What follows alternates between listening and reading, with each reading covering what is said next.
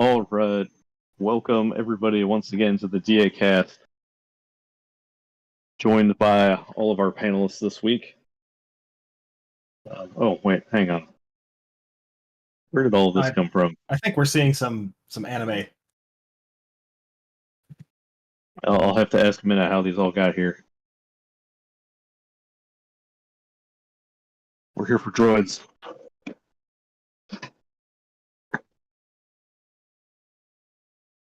I guess you watched our last stream.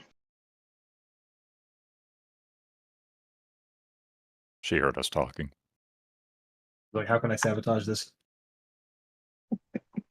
And the Bang energy drink is here. The stream made for It's here. All right, there we go. This is about droids. We're here for droids. I like how you're here twice. And oh yeah, I could fix that, but I'm not gonna bother.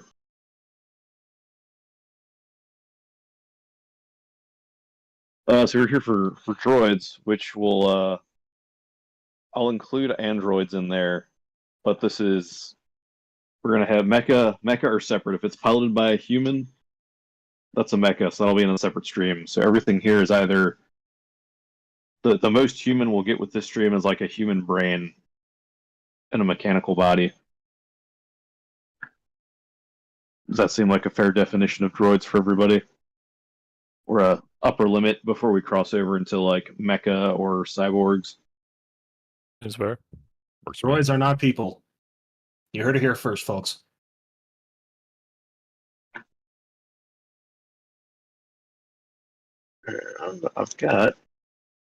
We have lots of reference pictures saved for today, so figured we'd start off with a classic and then roll from there. Unless, Kuroris, do you have anything specific you wanted to start off with? Oh, really? I mean, I just like all droids, really. Droids are just the coolest. All right, well, let's start with this guy.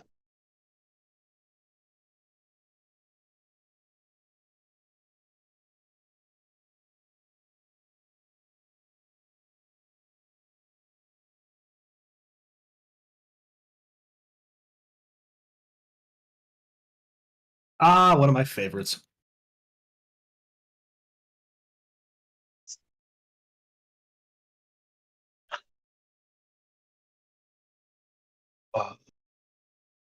IG-88. Oh, no, that's a good droid. Wonderful unit in Empire at War. For one very specific reason. I talk about the thing where he like jacks into the Death Star and blows it up. Yes. Good old times. I also have a very specific reason for liking this guy beyond him just looking really cool. What do you notice about his head? You can It see it in all looks like directions. he's triple smoking cigars. Also true. His head was made from an annular can from the combustion section of an aircraft engine. Now that you mention it, I can see it. Yeah, this has a very 70s robot feel. You know how every decade has its own particular aesthetic that you can just tell? Like, The Matrix is the quintessential 90s aesthetic. This is just, like, the rubber sections for the joints, all of that. It's just very 70s aesthetic.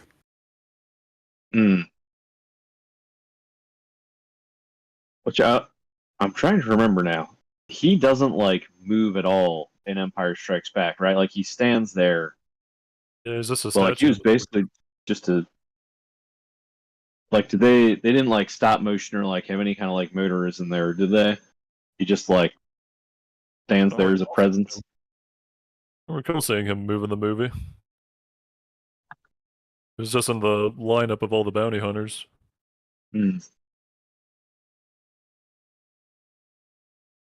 No vaporizations. You already had a stream about that guy. I love that he has the Stormtrooper blaster, but like with all of the paint stripped off of it.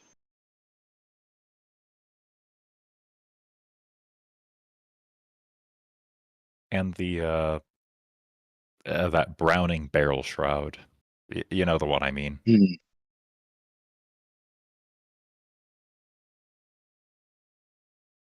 I'd love to know what all he was cobbled together from. Because you got aircraft parts, you got like Sterling submachine gun, Browning shroud, and then just like a lot of cool looking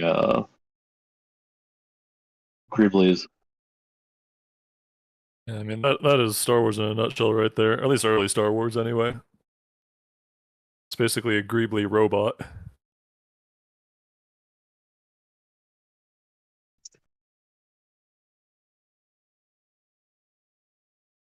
Something that this artwork on the lower right made me think of that I'd never thought about IG-88 before, but does he not look kind of like a mechanical Napoleonic era soldier?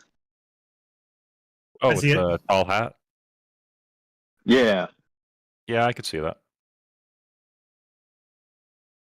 like Those are imagine if, specifically like, the grenadier LED caps. Imagine if the LEDs were down here by these holes, and so he looks like some kind of like evil Wizard of Oz, like clockwork soldier.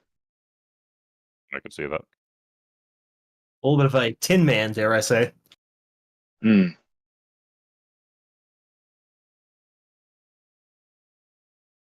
And I didn't say this before, but I'm pulling up the one from the Mandalorian since he actually moved around. I want to see if they actually changed much of the design when they were creating the CG model.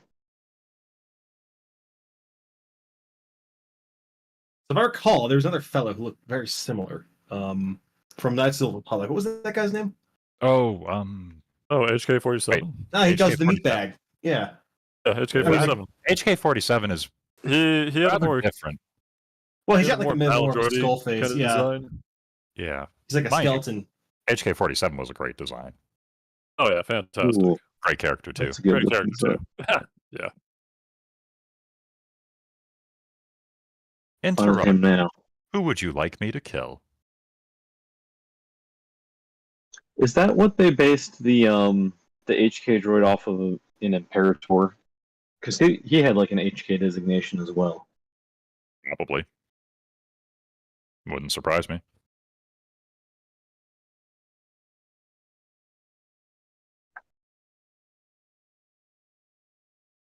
Was always is finding a good high-res Squirrel, picture post of these picture. guys. The chat. Yep, there's well, I'd call him the man himself, but he would take offense at that.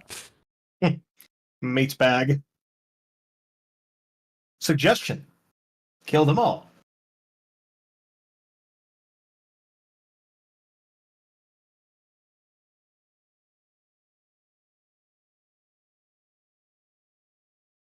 Here's HK.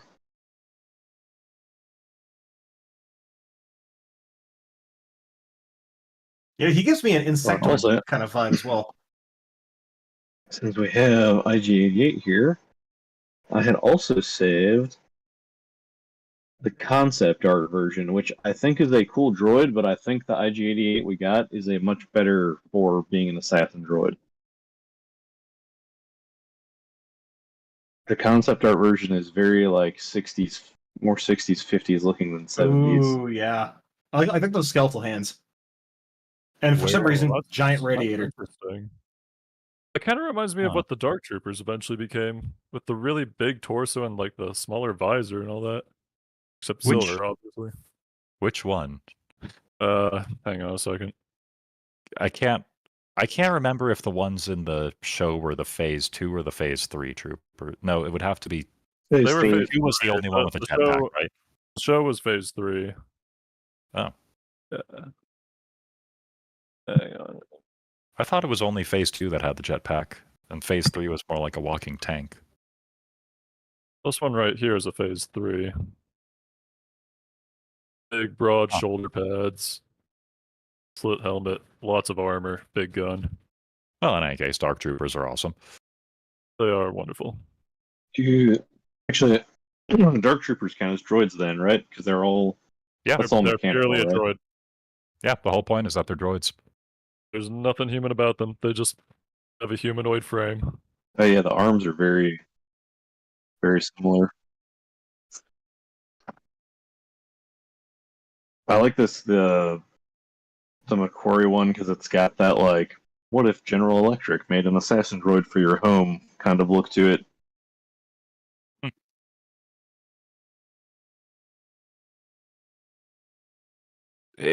That is extremely 60s right there. I wish General Electric made There's with assassin big- droids. The big Well, they make decent mechs at least. big dome on the head here.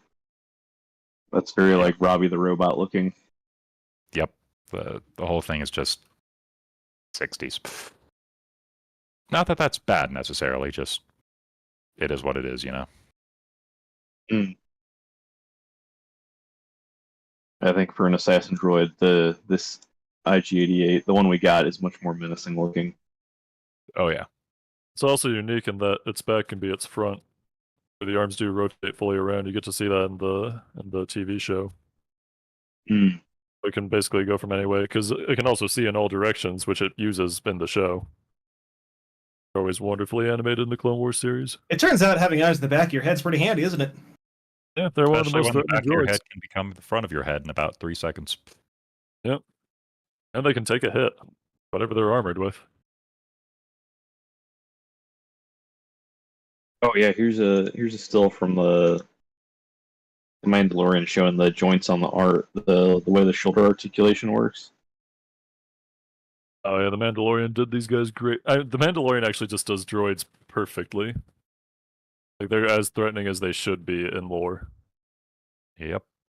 Yeah, the bit with the Dark Troopers at the end of season 2. I like this aggressive T pose he's got going on here. He's gunning down tons of stormtroopers. They stuck pretty close to the original design as well. Like he's still got the I think he was an earlier model, is why it's slightly different.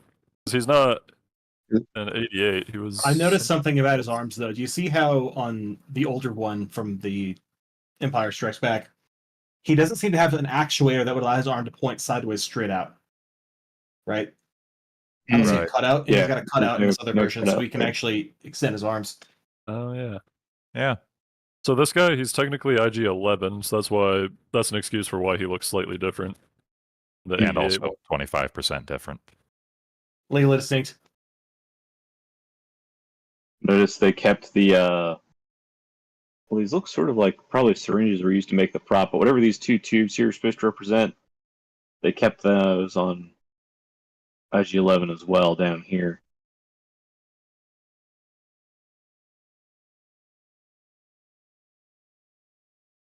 And plus, given that I this do was love actually a prop the- that was designed to be able to move, they had to do some changes versus the original IG-88, which was a statue for all intents and purposes. I don't even think we got a beat boop from him in the original Return of the Jedi. Yeah, it just stood there menacingly. The camera focused on him for a bit. Probably to show off all the work that they did on the fantastic model. They did put a lot of work into costumes and props that were only shown for that 10-second pan of the bounty hunters. Which We good call on that It them. was, soul. it was world building. It was an important part because Lucas wanted to show off how expansive the world was in just a brief moment. Oh, I'm not complaining. The Lucas is finer great at details. world building. Speaking Not of that so cool with pan, everything else. we had another great droid in that shot.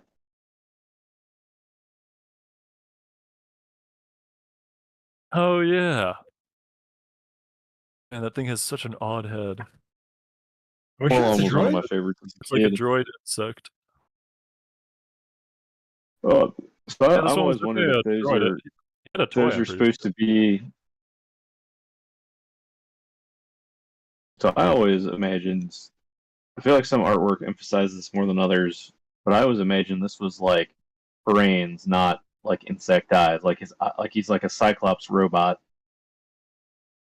with like his brain still around. So the name of this guy is 4-LOM. He is a robot. Pretty cool looking one too. I love how the C3PO outfit can look so much more menacing when you change up the coloration and really like change up the head.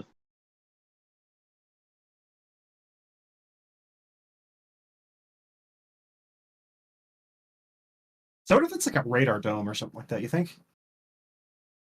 And I do like I how this can be interpreted as either brains or like big insect compound eyes. I think he looks more menacing when he's like a Cyclops brain, personally. It looks like that central bit is probably the camera. I And wish that it was looks like a distinctly laser. higher. That would be even cooler. Oh, like the Robo Brain lasers from Fallout. Yeah, just like kind of shoots at his like in between his eyes. It looks you like just reminded me of my absolute favorite robot. The iBots. Sentry bots. Well, yes, but we were originally referring to the iBots, right? Well, the Robo Brains have the Mesmatron attack where they fire that blue ring from their head. Pulls your limbs. Oh yeah.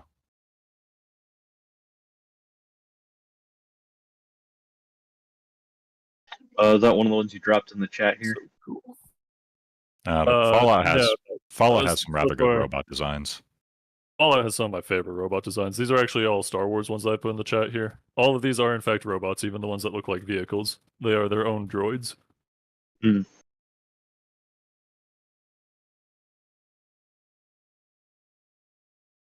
Oh, speaking of all these Federation units, what are your guys' thoughts on? So I have some opinions. What are your guys' thoughts on how some of the droid Federation vehicles are crewed by battle droids versus having their own droid brain? Their power armor. I really like it. Well, it makes sense because it's not one of those deals where they're their own countries. They're basically companies, so they're buying military equipment from other companies and then repurposing it. Yeah. So the AAT that the droids mainly use, which is my favorite tank ever, it was actually made as an export model, which the droids just happen to use. It's meant to be able to be used by non-droids. It's just that the Trade Federation has a lot of droids, and it's easier to have droids pilot them. But later in the war, you actually see that they started to switch mostly to purely robotics. It's like the spider tank, the snail tank, the HMP gunship. They are entirely droids. The Hailfire tank as well. That's just a single droid. But early on, they only had the AATs to work with and the MTTs, which were piloted vehicles because they're exports. But obviously, they had so many of those things around. Oh, Hellfire tank is fabulous. But Attack of the Clones had some problems, but design was not one of them. The vehicles were not a problem. And yeah, the Hailfires just looked awesome. After the Battle of Naboo, they basically showed that they needed to expand their arsenal a bit, so that's why we got the spider crawlers, the dwarf tanks, the Hailfire droids, and most importantly, the super battle droid to supplement the normal battle droids. Roger. Which, as a bit of world building, I don't know if Lucas quite intended this, but I will give him the benefit of the doubt. It shows it's actually quite realistic.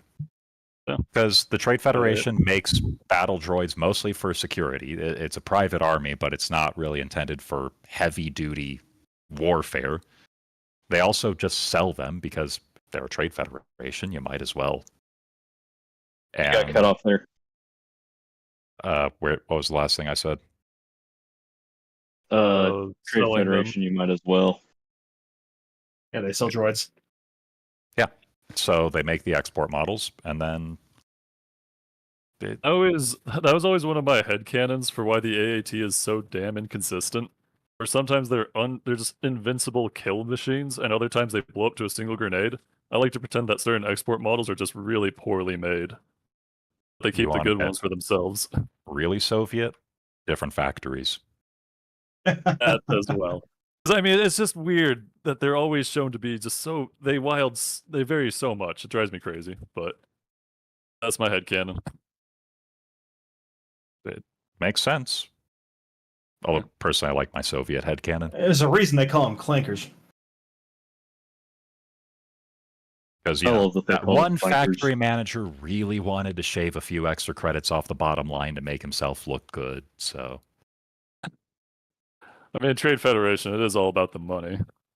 yep. And then with the Clone Wars, you see them realizing that their fairly limited arsenal was insufficient for a separatist war, so they started to design things for actual warfare. Kind of like, actually, here's a good and there's no way George Lucas could have done this unless he had a crystal ball of some sort.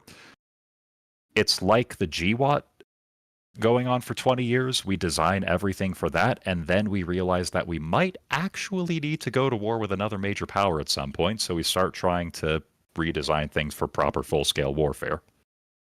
And mass production. Mm. Well, we haven't quite figured that out yet. Why would you ever need to mass produce anything? Precision weapons have completely nullified cost effectiveness. And Oh boy. yes, Kuroris has indeed posted the best bot in the chat. It's so Oh, cool. let's see. Oh my gosh, I love the Sentry Bot, dude. It's Now that you're so talking about amazing. it, like Phantom Menace is basically just about a skirmish between two sides' private security forces. Yes. That's One that had exactly way what it more is. money, but still just security forces. I mean, the Naboo is a legit sovereign state. I mean, they're part of the Republic. I don't really know exactly how that hashes out, but The Trade Federation is enough of a sovereign state to have its very own personal senator. they have a senator. Yeah, Yeah, so they're they have a they're a business conglomerate that actually has representation in the Senate. And I wonder if they are part of the Nemoidia is probably a planet, right? Isn't it? So well, the Nemoidians impression are- that I got was it is, but We never actually saw the Trade Federation base. We saw the Techno Union home planet. okay, I just We came saw up the with this banking headcanon. planet. Do you know why? So there's a story behind when the United Nations was being formed in 1942. The Stalin demanded that Belarusia, Russia, and Ukraine all be considered sovereign states, so that effectively the Soviet Union could get 3 votes in the United Nations. Oh yeah. So what if Nemoidia incorporated the Trade Federation and demanded that both Nemoidia and the Trade Federation receive their own senators? That would be really clever. I may have to reference the novelization, but yes, I can see that being a thing. I appreciate the transparency and just straight up giving the giant conglomerate representation in the Senate. They were really control a lot of avant-garde, stuff. weren't they? But yeah, Like, we're not in even the- going to make you launder everything through lobbying. Like, just here, have a seat. in some ways, that actually keeps them more under control. Probably made the argument that they paid enough in taxes to merit it. Yeah. So under the Republic, systems can maintain modest size standing militaries. So, I mean, yeah, it is like the Royal Naboo Starfighter wings, right? So, And it did sort of actually, government versus a corporation, I guess. well, it did go to show Pretty that the Republic didn't have a standing army, so it couldn't actually prevent its own yeah, members the Republic didn't have an taking enforcement military mechanism. action on each other. Well, all they They could do tend was to send rely on Jedi to Jedi. mediate. Yeah. Yeah, which when the Well, Jedi okay. failed, well, what do you do then? This Give is up why on it. yeah, they actually were Sifo about to- DS goes and starts were making about to that give clone up. army. Yeah, Yeah. it's actually crazy to think about that the CIS had already escalated, made all these new combat models and everything. If the Republic hadn't gone to clones, they would have been rolled. Yep. Absolutely stomped. It's a good thing they started growing them That's- 10 years before the second movie, right? Yeah. Creamy Sheep likes to plan ahead. Sheev. Well, I'm sure there's go ahead. I'm sure there's an expanded universe actual explanation, but I like to think that Sifo Dyas went on one of those missions where negotiations failed and was like, you know what I would have loved to have had? Giant Some spaceship troops. full of soldiers. Need some muscle. Well, it just goes to show that Sifo Dyas was a forward-thinking and wise master. I mean- Died. Well, this is the best tank. The Hailfire. No, the The AAT is the best This tank. thing, I remember the Lego set of this was so cool as a kid. Which one, the AAT? Yeah, oh my gosh. I am proud to say I own every single Lego variant of this tank, even the very first one. Like, I Back love this when- thing so much. Back when Lego was good.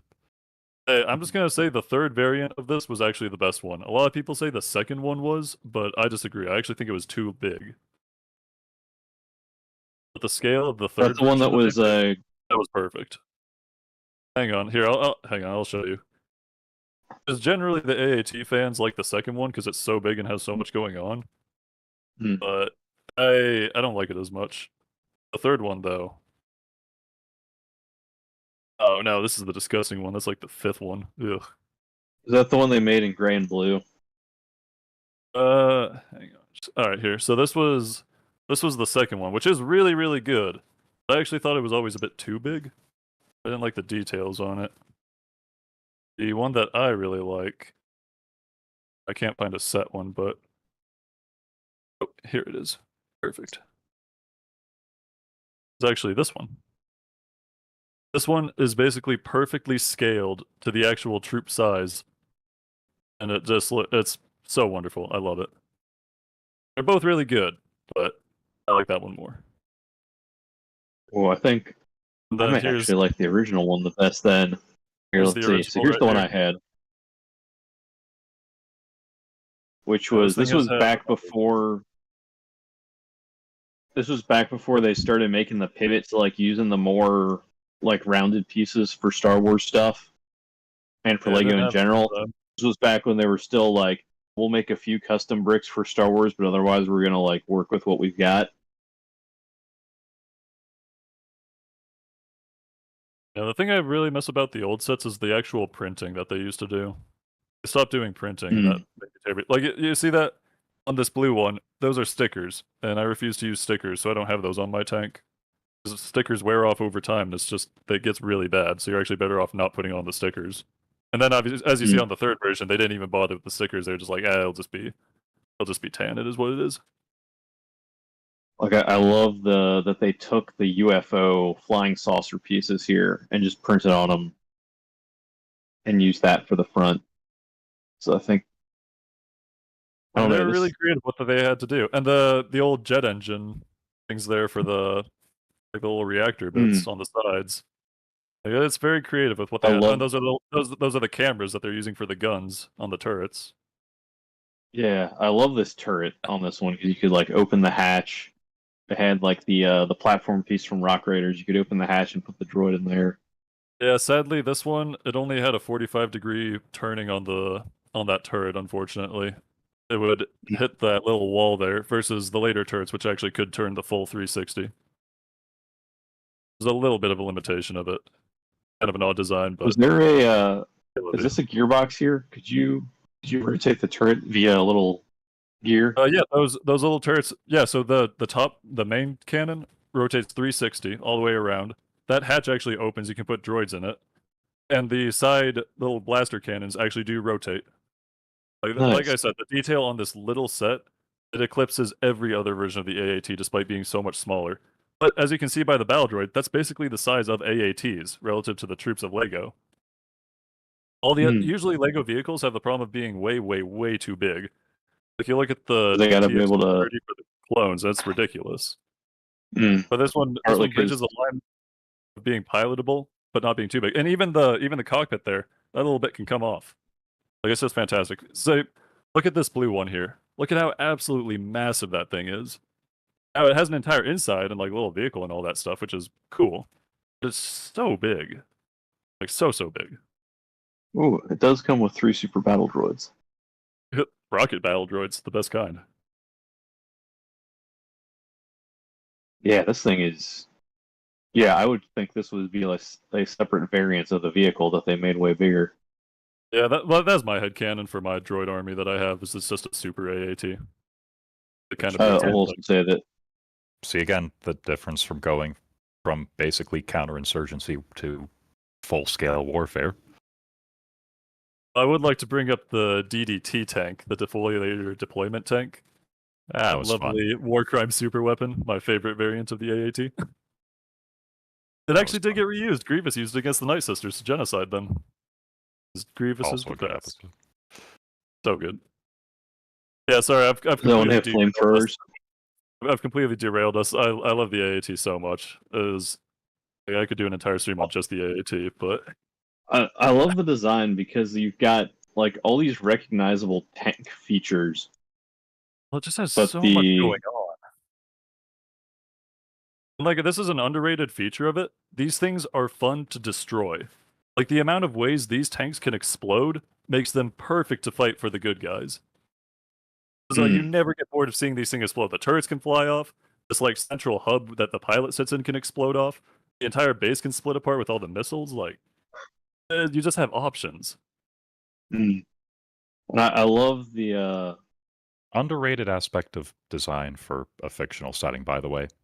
Yeah, having things How cool does explode. something look when it explodes? And the AAT, like, it's one of those things where, like, the TX-130, the clone tank, it looks pretty shit when it explodes, because it's basically just a little bunker. But this thing, it's just so good. So Well, think of it, like the arms could pop off, the turret could pop off, the front could pop off, the whole thing could pop off. I mean, it's like... Like, it was designed with that in mind, I guarantee. Because if you look at the Battle of Naboo, you can actually see some of these tanks explode in really creative ways. And some in not so creative ways, where the ion charges literally roll up nothing onto them when they would have rolled under the tank realistically. But c'est la vie.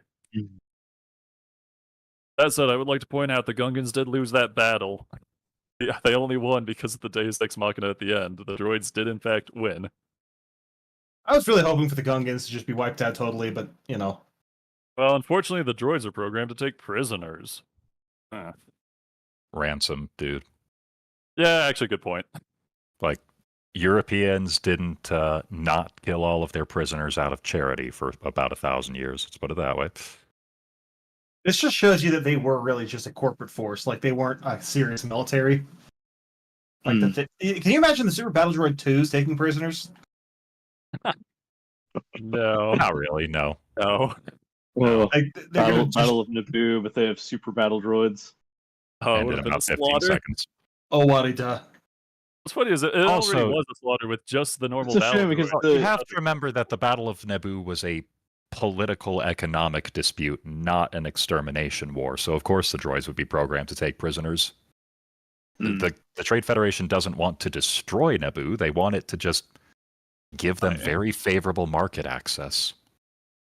You've got to have money.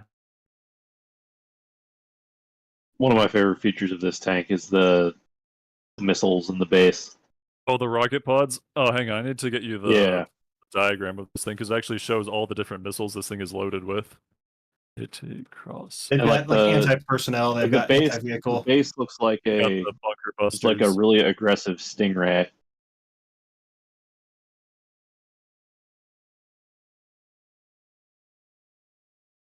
Alright, here we They go. We were- got it in the chat there. Prequel design had a lot of good stuff going on. Like all of There's the so many explosives in these things. all of the hatches here.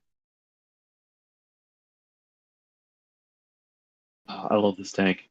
It's a very It's- good looking It's tank. just perfection. There's a reason it's my favorite.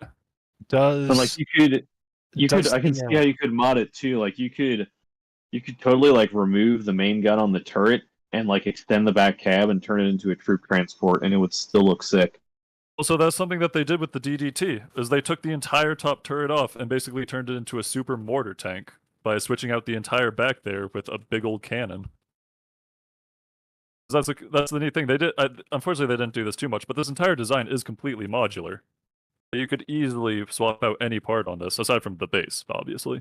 I mean, you wouldn't want to swap out the base because that's the repulsor. Does the pilot hatch look like an Mi-24 cockpit to anyone? You mean like the MiG? The Hind. Oh, I can see it. Yeah, I can see that. Hey, Miliardo, here's the DDT tank, what it looks like. As you can see, These cross section It looks were look. amazing. I love these Signature look looks. of superiority. Ah,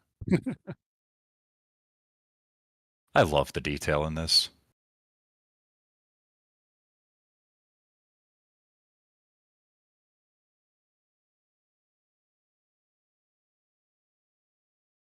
Let's see. Oh, And the those look sweet. so if you look at the bottom where you've got the AP shells, bunker busting shells, general purpose high energy shells, and how the feed trays are offset, that's something that they actually did Each one comes out a separate tube.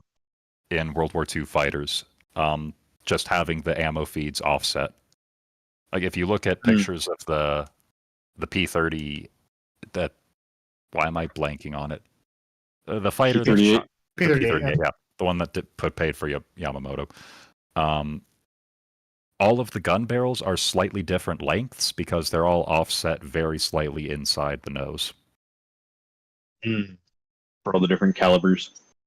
Not different calibers, but just as a space thing. Because look at how they're stacked on top of each other. Oh, I'm thinking of a different aircraft.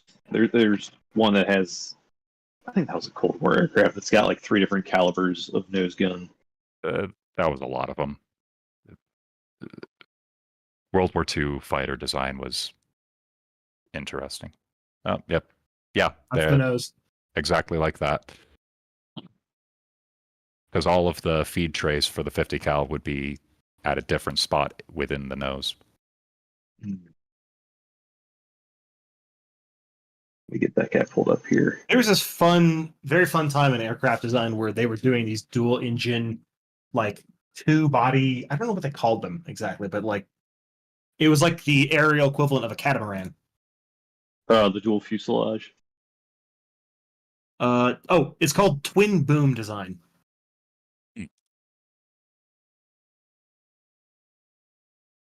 But yeah, that's basically how these things are working. I just had a thought. Uh-oh. Oh no. Because, like, unless I'm just way out of the loop, like, we don't really get all these, like, big cross-section books anymore, right? Yeah. Oh. No. Well, you think the Part of first that's order probably tanks 'cause there's got one of these? There's probably only a few artists, like, the pool of artists that can do cross-section work, I imagine, is probably small. But also, because other people have pointed out how, like, self-referential certain spheres of concept design have become, where it's like everyone has the same board of Pinterest pins for inspiration. So Right. you're seeing this like homogenization of creature design. I'm wondering if part of that is now artists whose only reference is other art versus like an artist who also has mechanical design knowledge that would know like, hey, this is the technique used in real life to accommodate different ammunition in a weapon system. So it's like, are we running out of? In the sequels, we just reused TIE fighters and X-wings again. Yeah. Like, Let's not mention that one flashlights. flash. Oh God, you said it. Okay. oh, Sorry. we get to relink the pistol. Right, like that's the right. We've gotten from a designer who understands like World War II aircraft design to a designer that doesn't understand what a folding stock is. Oh, that's so sad. So sad. Pretty much, yeah. I always I mean, found the this detail, like the this main. just looks like something that could work. I love As a it. kid, I loved this like interior section of the main body of the tank here. I thought this was like so cool looking. It's so cozy. And the pilot droids even get to be blue. They get their own color scheme and everything. Pilot droids are The always best so part of rare. having droid crews is you don't have to have a toilet. Yeah, they You can don't- sit there forever. You don't have to have any leg room. No food, no nothing. They're just plugged in. For the benefit So of any these humans guys that climb in can't here, still be though, certified. Any normal person. they do And they do get probably their- still have climate control for all the electronics and the droids. Maybe not on the export models. They take that part out.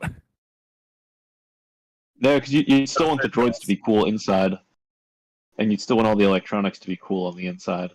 Oh, yeah, that's a good point. Those would need proper cooling. Yep. I'm sure that all those little bits stuck to the side there do things. Like when they put air conditioning in aircraft like the MV-22, like the pilot benefits from it, but like the spec it's being rated to isn't really pilot comfort so much as like what do we need to do to keep all the electronics cool.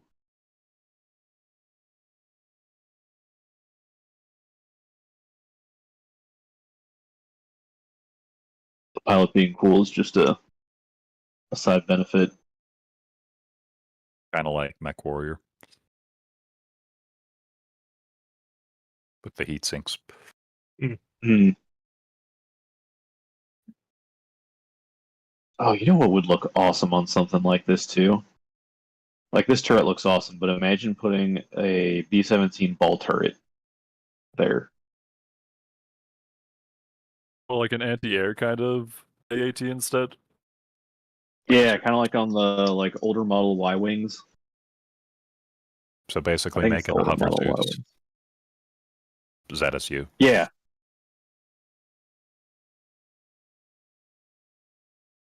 That would be cool, yeah. yeah, ZSU 23 TAC droid. Plus, if you do the thing that they do where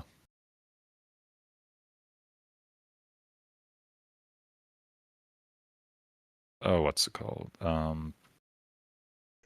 The Soviets had this kick where they put tow missiles on all of their tanks, kind of like we did with the Bradleys, only they did it with their MBTs and their anti-air units, and They were big fans of that. hypothetically it's good. Mind you, we don't have any real-world data, but the Cold War had a lot of interesting designs that never, saw use. Like the Davy Crockett. I suppose we should be thankful for that, but I really just want to see them go at it. Maybe someday we'll have like a battle sim or something. Like some And kind of over game here, of we videos. carefully manage various Cold War timelines to test out weapons that never got used. Or, hear me out, we just make Bachal a formalized part of international law. But do we do it like in John Wick 3 where you've got all the cards so you can pick like what area of technology the combatants have to use? Why not?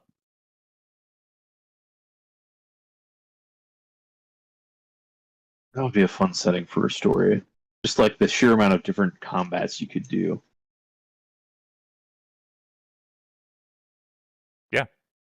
Do you want to do Napoleonic? Do Napoleonic. Do you want to do Cold War?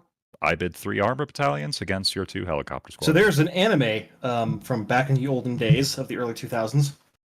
Goes with the name of Last Exile.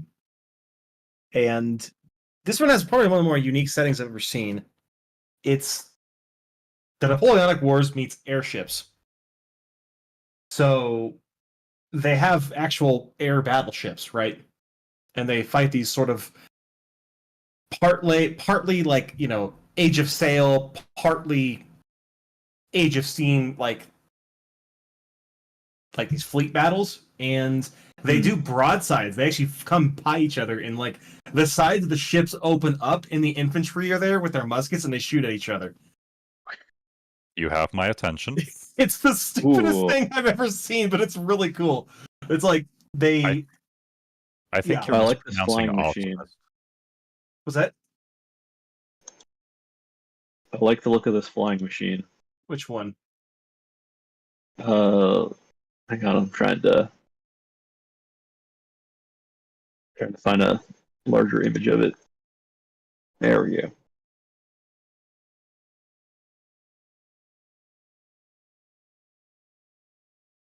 And I love when they design flying machines where they're like, you know what, the pilot's just going to have to wear warming layers and some goggles.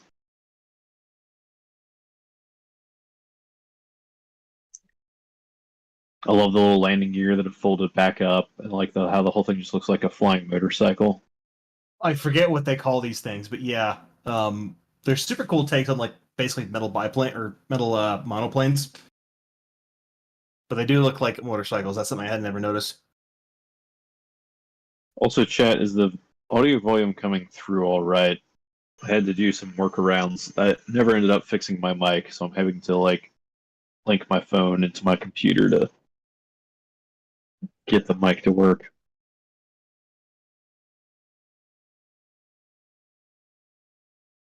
Visible rivets look so cool too. Okay, I just looked it up to make sure. They're called van ships. They use a modified form of anti-gravity instead of wings. So that's why there's no wings. Okay, the ninth ray. That was one of my favorite anti-gravity explanations from John Carter, where they're like the force that causes the Earth's albedo, like the force that reflects light away from the Earth back into space, can be captured in tanks. And so by adjusting the amount you have in the tanks, you adjust how high the vehicle will get pushed by the reflecting force. Huh.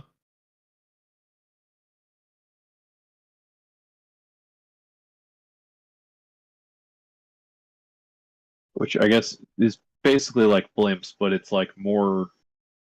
You don't need as much volume as you need to lift a blimp, and I don't believe it's catastrophically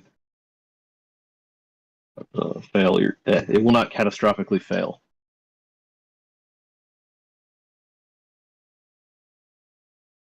So it lets you build your flyers with basically any sort of design as long as you can accommodate a tank to contain the ninth ray.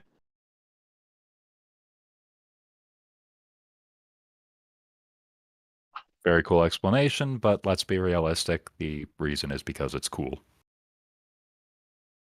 Also Perfectly true. good reason. But I like the layer of verisimilitude he painted over it.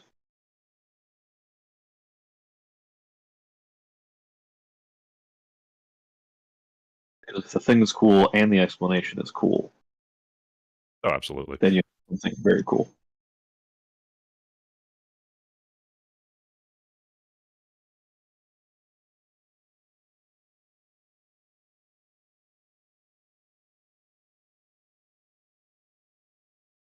I really like this hatch here as well. Or wait, is that a hatch? I always thought this was a hatch, but okay. Yep, that's actually There there's are a hatch things that the what pilot can get it out is of. now. Also labeled front hatch. Yeah, I think it might be like an emergency hatch or something. No, Is it it's digital like a or- driver hatch in an actual tank. Oh. Something that you can pop out to get better visibility. Yeah, well, there you go. I just noticed they have droids riding on the side here. Yeah, they'll So it is support crew. transport.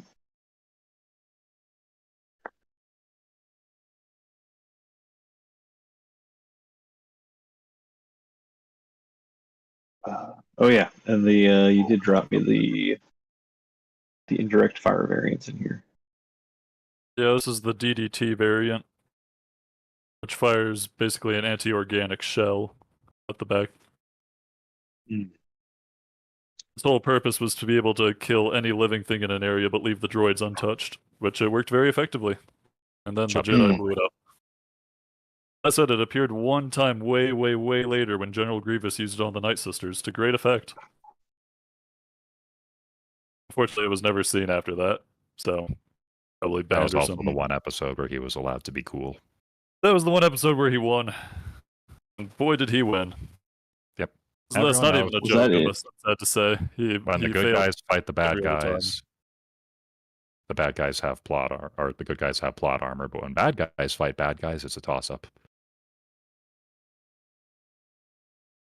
And thankfully, the Night Sisters were never heard from again, so Grievous deserved to win. They show up later in other things, but in like the main series, they were pretty wiped out. Yeah, They appear in Fallen Order. I like the teeth painted on the side here. Yeah, I mean, they completely modified this thing. They got rid of like all the extra guns. They just added a ton of lift with this huge, huge frame. Mm. I like it. I mean, it goes to show that you can definitely customize the tank-based design. And also those little thruster, the like generator engines on the sides, they've now fully covered, so they have no more exposed bits. I do like that they kept the little handrails.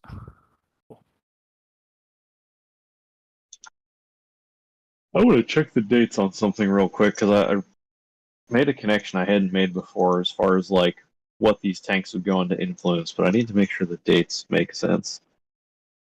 This is what Phantom Menace was 1999. The main inspiration for the design was actually the Hind gunship. In fact, the AATs were supposed to be flying originally, but So I was George right. later changed it to be hover tanks. which is awesome because the Hind is the coolest helicopter, so it all makes sense.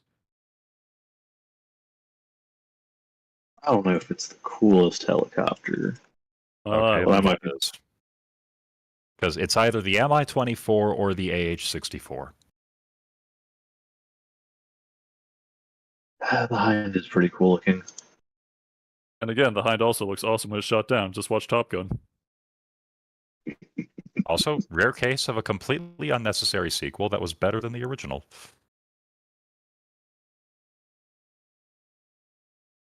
I do think I like the Apache more than the Hind, but the Hind is sweet looking. Shoot, the Hind even makes the UN look cool. I'm sorry, what? Yeah, have you seen the UN livery on the Hind? I have not. I wasn't aware that was a Looks thing. very yeah, I didn't know they had them either. Hang on, where is? Once again, trying to find a bigger version of the picture so that it will actually look right. There we go. It looks very Evangelion.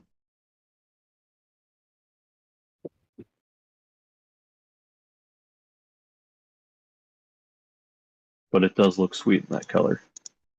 I don't know about livery. It's just a white hind. Here's the picture of the original AAT concept art when it was supposed to be a flying vehicle. Martel has left. And he's back. Cool. This actually connects it nicely to what I was looking up. Let me just confirm the dates there.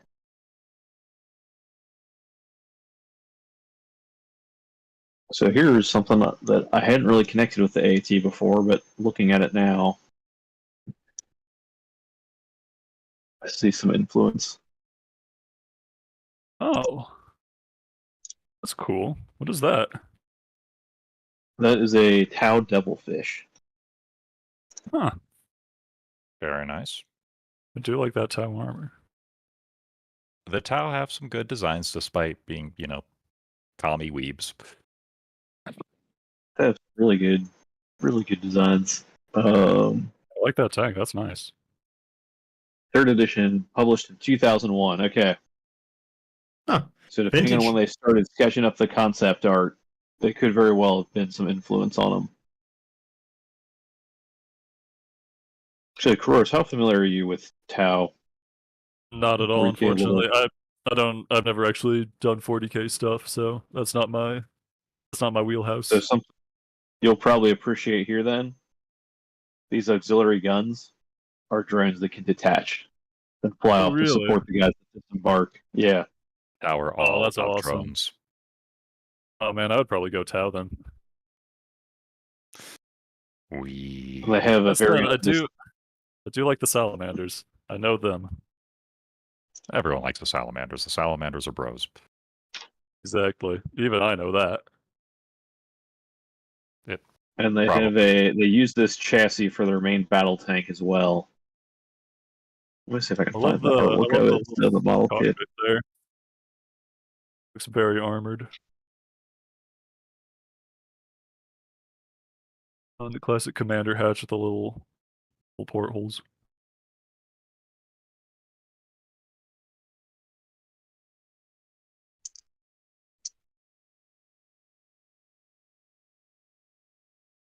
It's funny, that laser rifle that guy is holding out there, that kind of reminds me of the Fallout laser rifle. It's very blocky nature.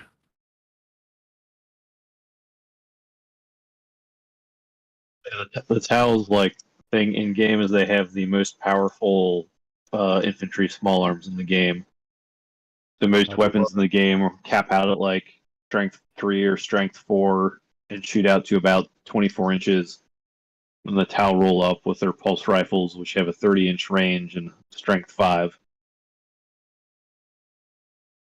That sounds like my kind of faction. I've always They liked the are infantry. all about range. Just don't ever expect them to do something in melee. Oh, that's nice. Which Yeah, so they replace the gun drones with missile drones and then stick a giant rail cannon on top. This does remind me of the droid aesthetic. Very shapely. There's a variant of this as well that replaces the rail cannon turret with just a giant missile rack. We are getting a bit off track with the droid stuff, though. We got way off track as soon as the AAT got involved, I'm afraid. You raise a good point. It's the AAT, the Dagenbrecker of droids. Maybe. Well, is it German? I don't know. It'd probably be Russian, based on its inspiration.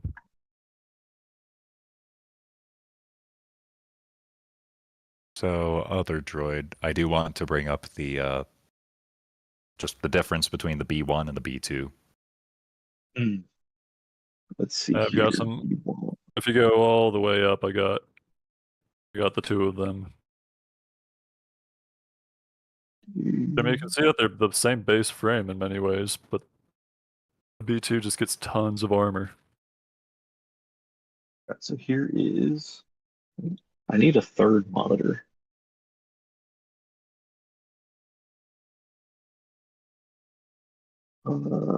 Yep, that.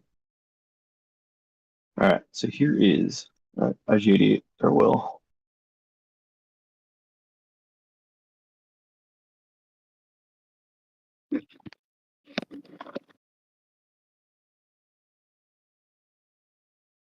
All right, here's our classic droid,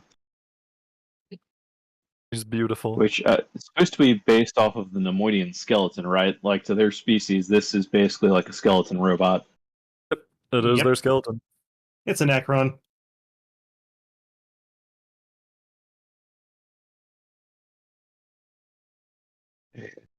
B2.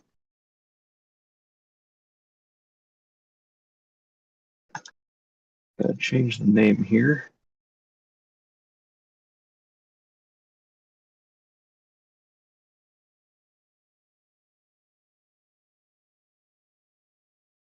Here we go. Oh, that's actually the commando droid. Sorry, the B2 is the heavily Oh. armored guy. That's his own thing, technically. Yes, B2. Wait, are you talking about the B2 is B2 the is the super silver battle one. droid? Yeah, B2s are supers. Oh, okay.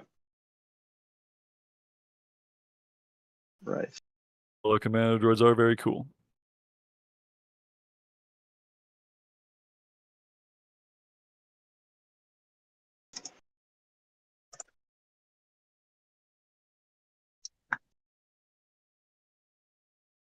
There we go.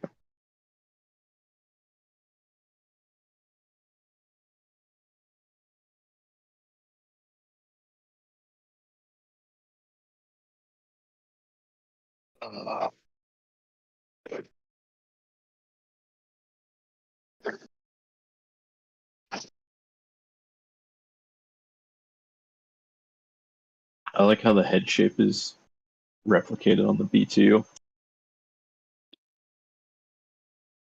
Yeah, they still keep all the original bits. Like all the little joint articulation is there, only it's way bigger and way more reinforced.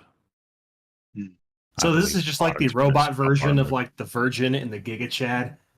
Basically, there's a reason the Like B2 you flaps versus go the up to the side. droid she tells you not to worry about. Before and after pictures of the Humvees we sent to Iraq. Yeah, canvas roofs and then just full orc bolting bits onto them.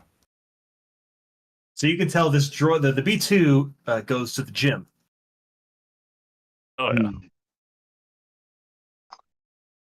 Oh wait, okay. Brought that up. Now I gotta find a meme.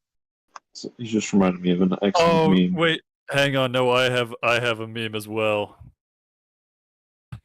Since we're talking about droids, it's only fair. Where is? Hang on, I've got it somewhere. No, B1. Why not have it saved? Oh no. Oh, no. Yeah, here we go. Oh, yeah. Oh no. Hang on. We are all such idiots. This is just here the we go. average Helldiver session. Oh, this right here is perfection. Oh, that's good. That's good.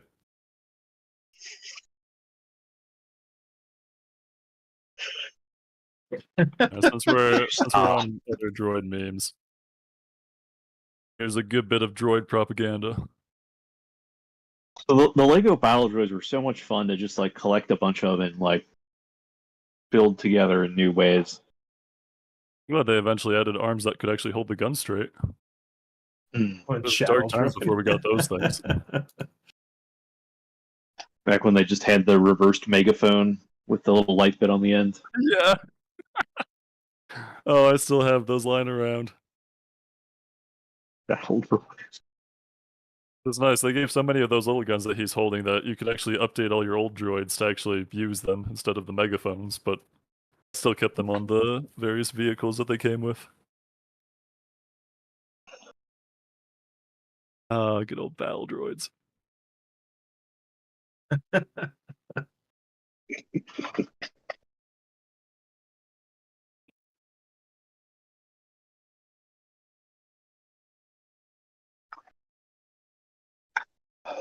And also, like, just what a good, like, they're just so visually distinct from anything you'd seen in Star Wars up to that point, too. Like, it's the polar opposite of, like, the First Order Trooper retread. And that was Lucas actually has interviews where he's discussing and like showing off the real life droids that they made for the movie. Like these things are actually really big, like they're deceptively tall. Mm. And I mean, as a security droid, they would definitely do their job.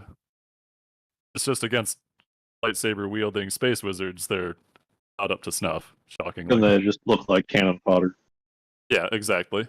And Lucas even says that he wanted an enemy that would look cool as they're slaughtered by the Jedi, while also not being violent. Because he can do anything to droids. So they were made to make the Jedi look good, unsurprisingly. But they're also their own things. And as you see in the Clone Wars, They do look... Well, they do... Again, they look really cool to be destroyed, too. Like, they can be, like, chopped up in lots of ways. Blast the arms off. They can explode. I mean, it's a brilliant design.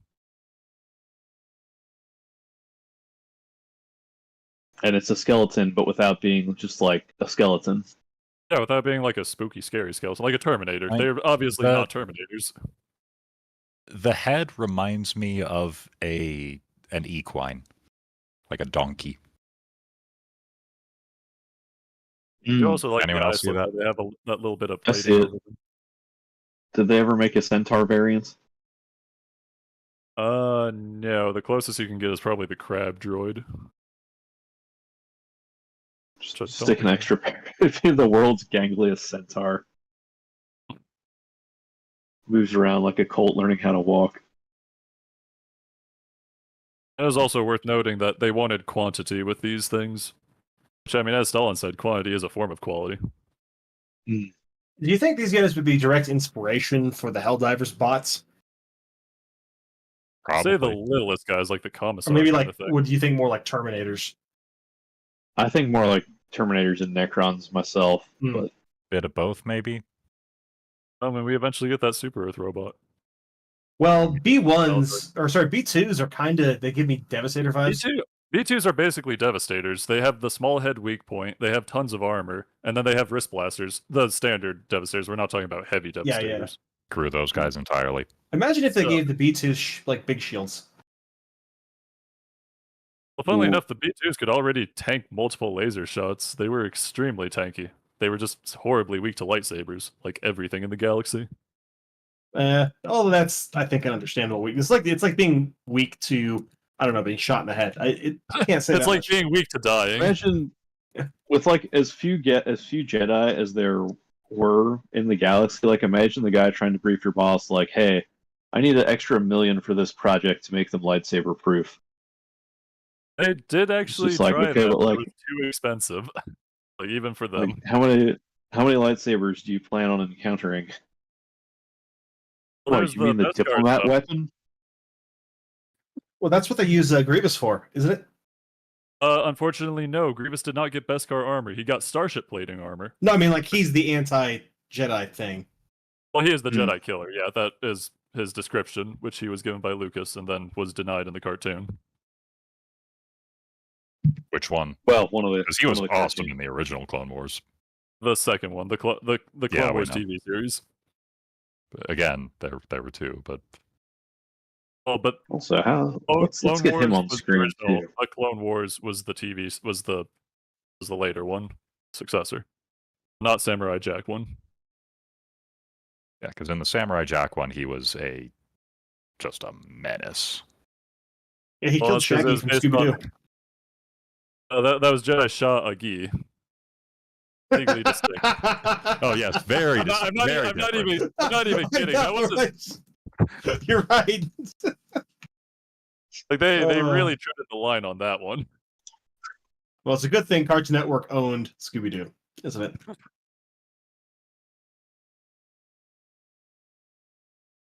Although he doesn't count, he's technically organic. He's a Oh, remember we said if it's like a brain and a robot body.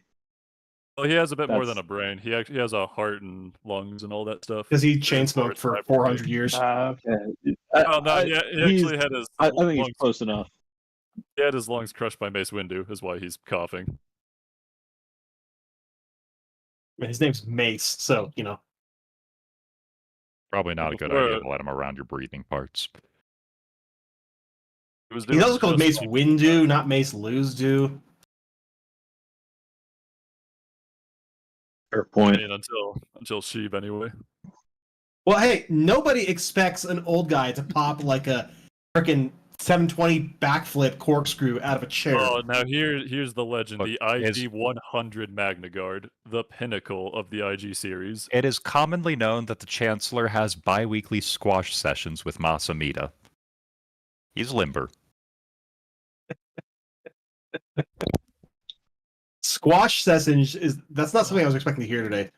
I love how Grievous's head, like it's almost like the battle droid head. They're just going even further with like making it skeletal looking, and just adding like some ornamentation to the sides, but it completely changes like the profile and level of menace you get from the character.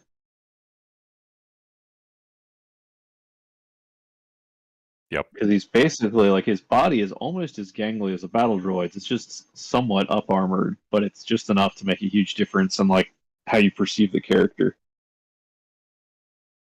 If you look in the chat there, here's a really good headshot. You can actually still see the fleshy bits around the eye, the actual living tissue in the eye.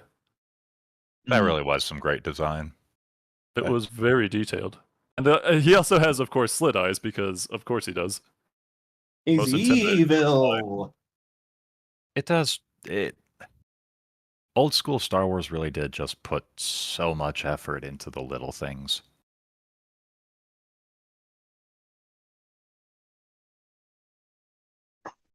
Which was That's great. funny, although That although those close-up white shot things- on it.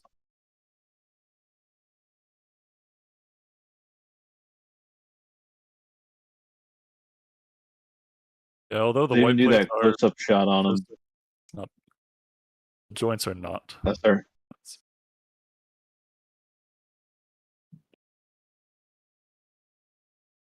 Because when they have him deliver the line like "you are doomed," they like do that close-up shot so they can show off like how they animated the eyes. Just how much detail the eyes had. You must realize you are doomed. Oh, I don't think so. Unironically, good movie. And here he Really is in Battlefront 2. Along with his trusty Geonosian battle droid. Oh, the new one. Well, it's the more detailed one, so I would rather link from that. Fair. But I will As say, Grievous in the original Battlefront 2 was not quite as detailed. no, but they did do an excellent job of making everything visually distinct at first glance. He was also giga overpowered. Guaranteed stagger on third strike. Let's go. Won every hero versus villain match.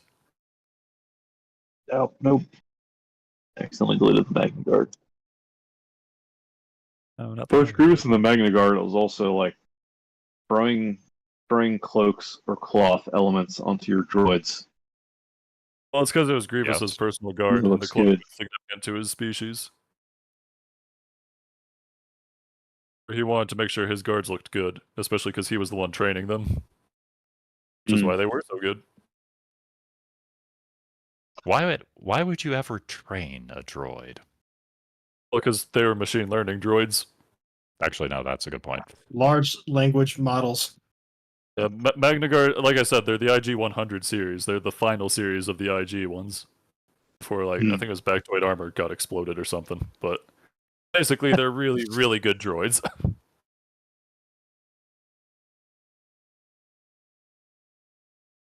Well, having like the little cloth around the head here, like in addition to the cloak, just really, it's just a really cool design element that like adds them. It lets you break up the droid texture from like smooth metal or gribbly bits with something that's smooth but not metal.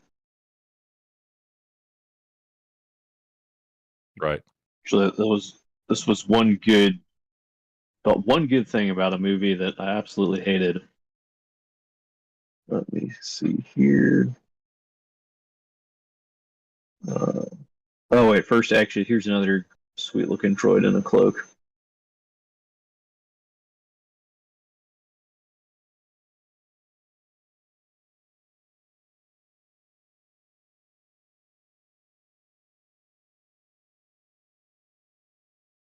Here he is without the cloak.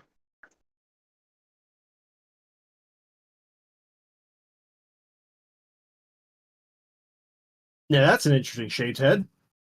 Oh. Looks like a Geth. I do like This the was guy. from an old OVA called Dragon's Heaven. It was made by a studio that really liked making like models of mecha and whatnot. I love how they. I love the organic looking shapes they incorporated into his design here, and how you can completely change the profile of the character because they gave him broad shoulders. So when he wears the cloak, he looks like this big imposing mass, and then when you remove the cloak, he's still like bulky enough to look threatening, but it's like a completely different vibe. And he has a totally non-human looking head.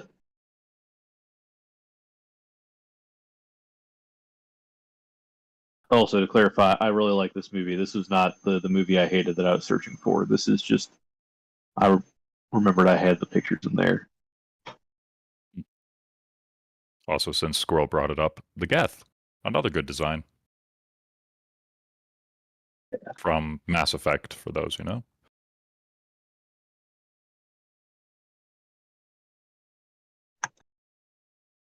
Unfortunately, Googling Geth gives me Ethereum coins, so I think we have to put in Mass Effect. Here, I'll drag these guys in here real quick. Okay, so The Creator was a terrible movie. Only movie I've ever walked out of a theater and rather than finish watching, but the droid designs were absolutely sick. That's pretty neat. They got like dome heads.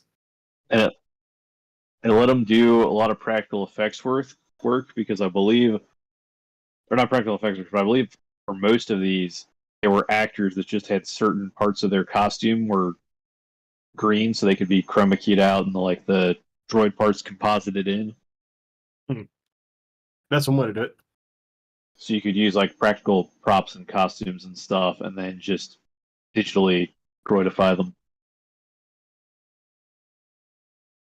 Oh, speaking of bad movies with cool droids, the Elysium droids were really, really cool from that terrible, terrible movie.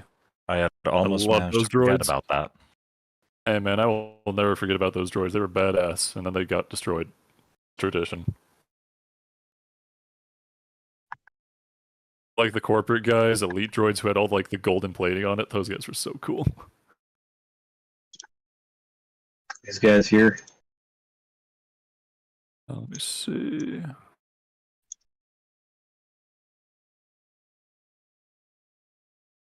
That's that's really the awesome. When one. they got exploded too by the Oh yeah, explosive rounds from the AK. Yeah, they did a wonderful job on those droids. I think I remember in the crash, like 2 of them actually exploded in the crash, so it was only a few of the security team they were fighting. They still put up a good fight.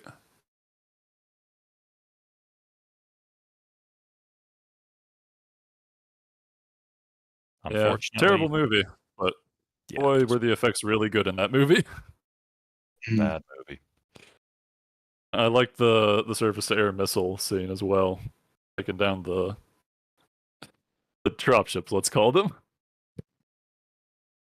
He's like hiding out in the shipping container or something, right? Yeah, it was like a crazy Australian who just had all the weapons, and his job was to shoot down all the people trying to get on board Elysium illegally. Also, the fact that Elysium's anti-migrant security team was a guy with a SAM. They didn't have a single turret on their entire platform. Baffling. We just had this guy. Like, why is some crazy guy with a rocket launcher your only way of keeping people from getting onto your super special space station? That Oh, sounds like it's a gonna be hard to GoldenEye see boss. it coming. Like This is they the had same plenty of actor security. from District 9. That was another movie with really good special effects. Had the exosuits. Hmm. Does that count? No, I guess that's a mecha. Yeah, that's a piloted mecha. Which, I mean, we already did go off topic with the AAT, which is a piloted tank, but say la vie. It's piloted by What if it's droids. piloted by robots?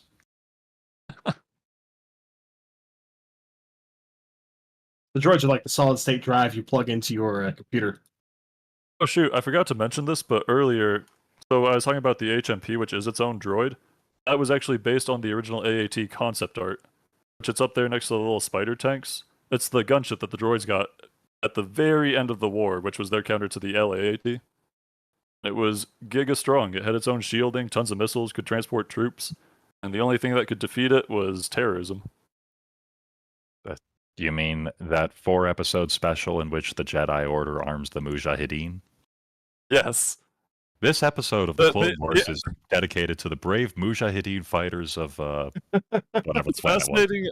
It's fascinating that the gunship that was based on the concept, that was based on the design of the Satan's chariot, ended up meeting the exact same fate in the actual Clone Wars TV show. We As should the give real Osama bin time. Laden man pads. There's no way for that to backfire. It did backfire. They used them against the Empire later. That's the No, greatest twist of all. It's because the actual. It's literally just the Mujahideen episode. Oh, but it was the No, it Sargeras. was. He became a terrorist against the Empire after that. After the Republic fell. It was Sargeras was the freedom fighter. Let's call it. He was the guy who, and ironically, he died hiding out in a desert cave in Rogue One. Osama bin Laden parallels, which I don't think they were aiming for, but There's that's how no it way they were aiming for that. But it was. Well, I mean, It was if you hadn't watched Clone Wars, like Saw Gerrera is just like a guy in that Just movie. a guy. Yeah, no. This was the evolution of the concept art that they actually turned into a real vehicle. A very, very powerful gunship. This thing also has a sick voice, by the way. You only get to hear it talk once, but it sounds really menacing. It still just cracks me up that someone actually thought a good idea for an episode was we should give the insurgents man pads. And now I'm getting onto story stuff, but Oh yes, we're getting off topic. The point is HMP's awesome gunship. Love it. yes. Where's the concept art? Back up there a bit. I saw the one for the droid tank. Was there one for, or what real world thing was the gunship based off of? The Hind gunship, the Russian gunship.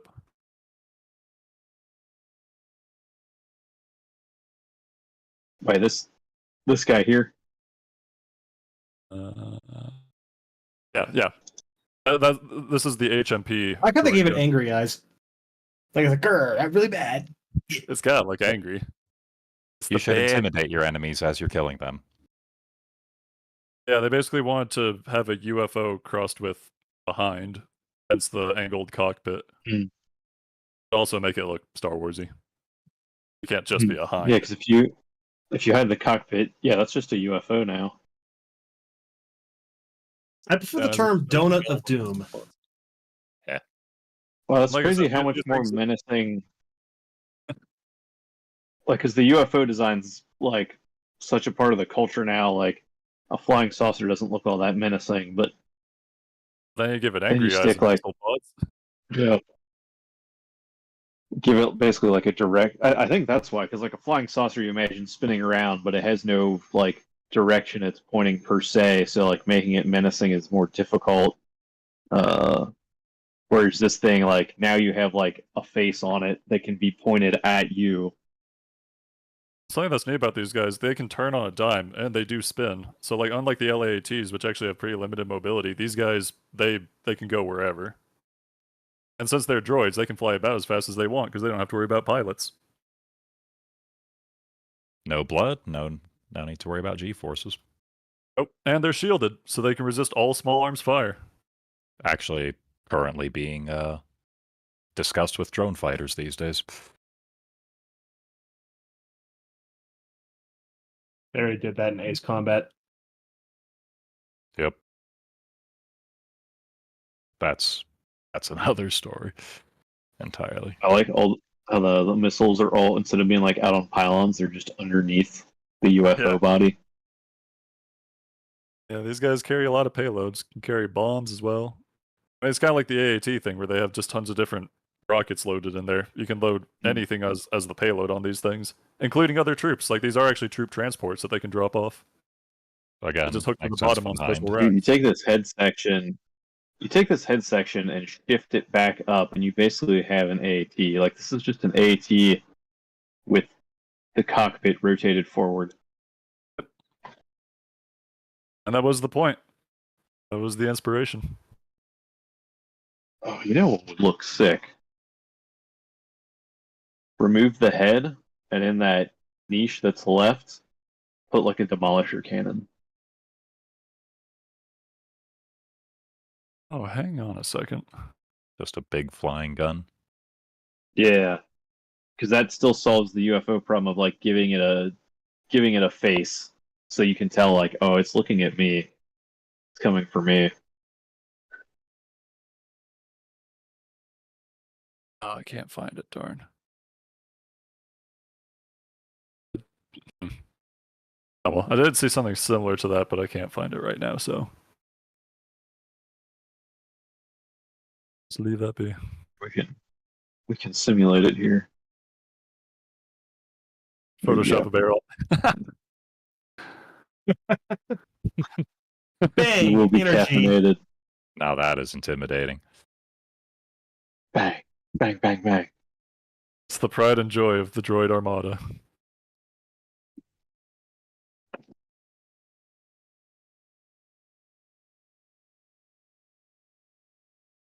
Yeah, so that's the HMP. Gunship that Well, didn't get to see much use decaffeinated. because the war ended shortly after its deployment. We get these in like one scene of Revenge of the Sith, right on Kashyyyk. Yeah, you can see them flying around doing their thing. Like they were only added at the very, very end of the war. Which is probably a good thing because they were utterly devastating. Yeah, lore-wise, so between Revenge of the Sith and Star Wars, like lore-wise, what happens to all of the droid armies? Like, are They they get decommissioned basically and like scrapped. made illegal? And Do you Oh, they know get- what happened they to are most of the, scrapped. Yeah, do you know what happened to most of the US Navy after World War II? Yeah. fair points. Oh, actually, this is a really good point. So you know how in the original trilogy, everybody's pretty racist against droids.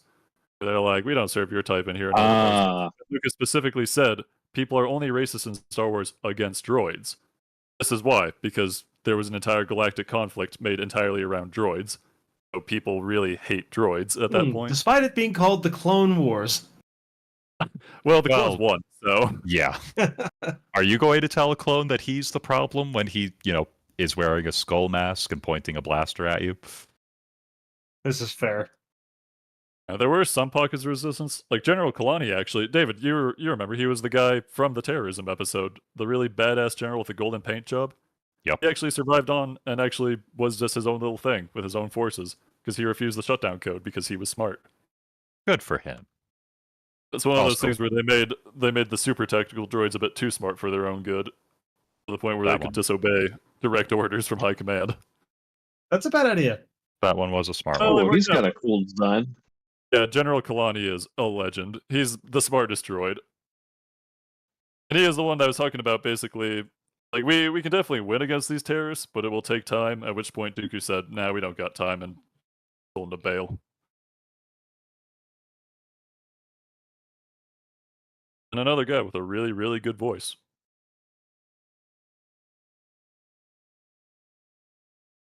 I like how they actually like put gilding on him.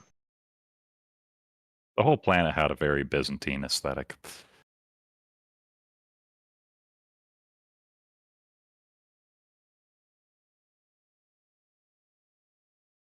Very ornate.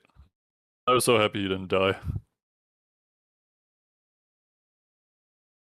Got the triple eyes. So Oh, his actually, vision here's is one. 2020. And it Here's it the almost scene. looks like Yep. you still see some B1 element. I don't know if he was built off of B1, but like you can see that he still has like the pointy head that has all the other stuff on it. And they're very consistent with their designs in the droid army. I like that.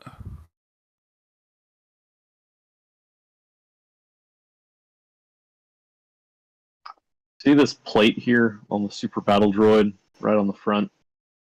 Yeah, the chest plate. Yeah. This would also be a good candidate for World War I shark teeth. Oh yeah. Well, the supers did get a number of paint jobs. Like, this is just the paintless version, but all the droids actually got tons of paint jobs based on their environments. The Kashyyyk droids are especially cool because they get the green paint.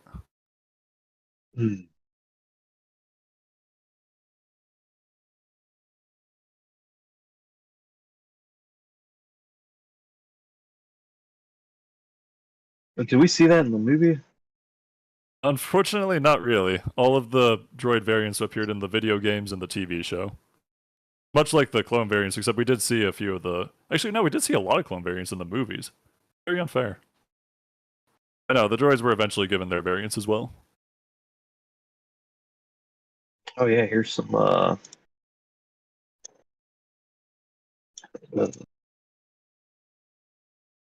here's some camoed up droids that look awesome. Dude, the B2 looks really good in the original colors too.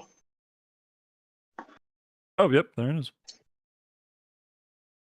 Yeah, thankfully the toys made up for failures of the movies.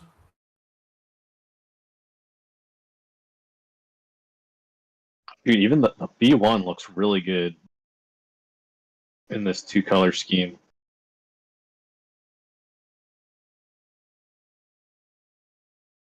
The Geonosian droids actually did have their orange scheme, I believe, in the movie. Makes sense, given that the planet was very Yeah, orange. the dark red colors. Yeah. That Grievous picture earlier, there was actually a Geonosian droid on the side.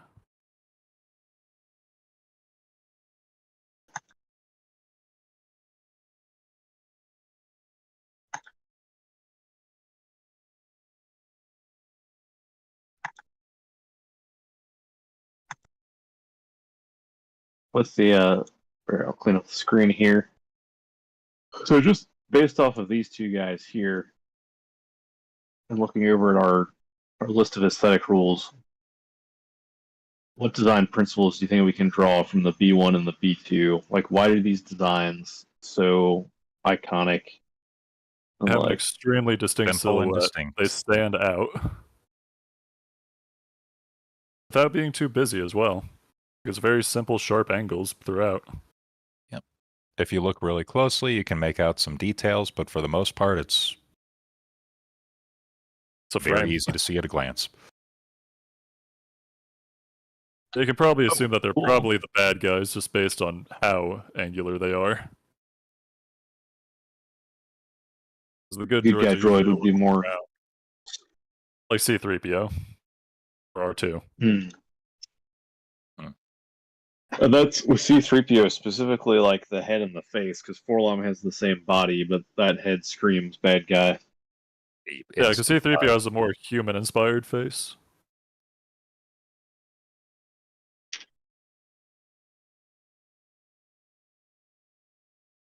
You want to see the polar opposite, like epitome of good guy droid, Sure. friendly droid. This is from the latest season of Ultraman.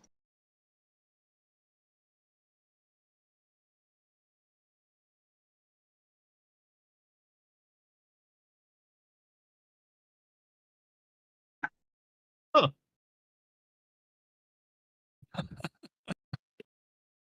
And this Did the head that section- the anime eyes? I would reckon that is not, in fact, an evil droid. The head section. So he has two eyes because the head section here can detach and fly off as a drone, and then he has a little like.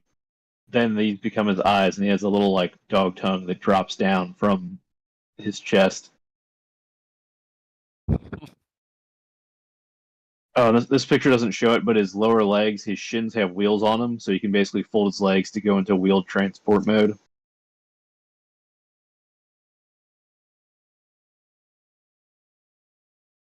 Based off his appearance, if you had to guess, what kind of organization does he work for, and what is his function? Is this like the rescue police or something? He said his head detaches. Ding, ding, ding. Oh, yeah. Pretty close. So the team in Ultraman Arc. So typically the science patrol teams is what they were called in the original, but they're typically like either a paramilitary or straight up military organization. In this season, they are the non-military wing of the anti-kaiju organization that's mostly focused on kaiju research and then assistance to civilians and like evacuation operations when kaiju are involved. So for the first few episodes, they mostly just use this guy's head as a drone, and he's like mostly just this goofy character. But I think 2 weeks ago, they started showing off more of his capabilities when they're running through a burning factory. So his right arm can turn into a firefighting cannon, and he's got like a shield he can put on his left arm.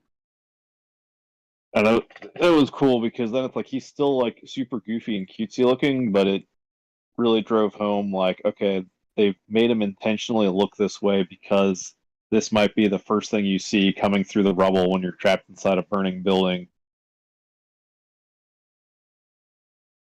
Does he have like an add-on so when he's fighting the kaiju, he gets like the little slanty eyebrows, like to make him look angry? No, this guy's human sized. Oh, I can't remember if his like irises can get slanty eyed though. his eyes should turn red. Be like, I am angry robot 3.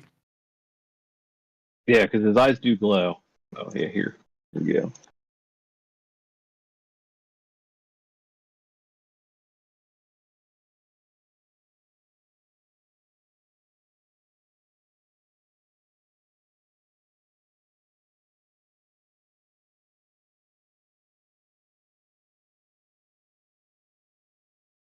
His eyes glow, so they can probably animate his eyes if they need to.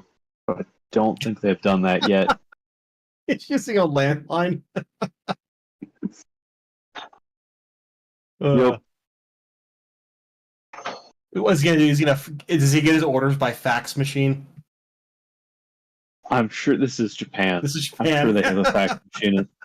They have a landline. It's a point of contention that there's no coffee machine in the office in the first episode. When the military branch transfers a guy there and they're like problem solving, and he's like, hang on, we need some coffee. Like, you guys have coffee, right? He's like, no, you don't need to grind the beans. Like, normal coffee's fine. You guys got that?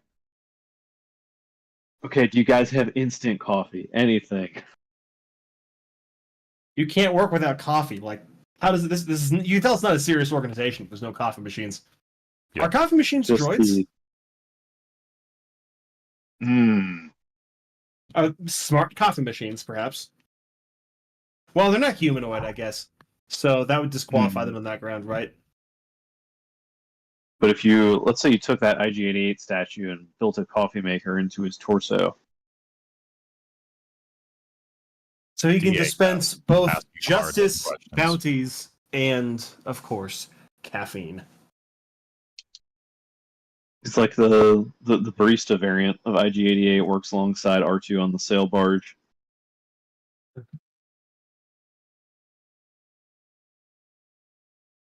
There's probably, like a singing idol version as well?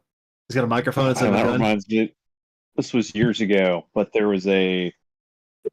was years ago in Chicago. They did a stage production of Mike Mulligan and his steam shovel.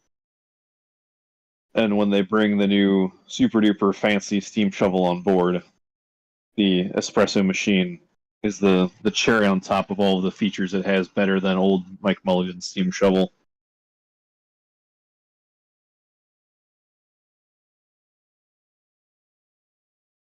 Oh, there's a question to we'll save the answer for the mech stream, but at what point does construction equipment become considered a mech? Ooh, that is an interesting question. Is a backhoe a mech with one arm?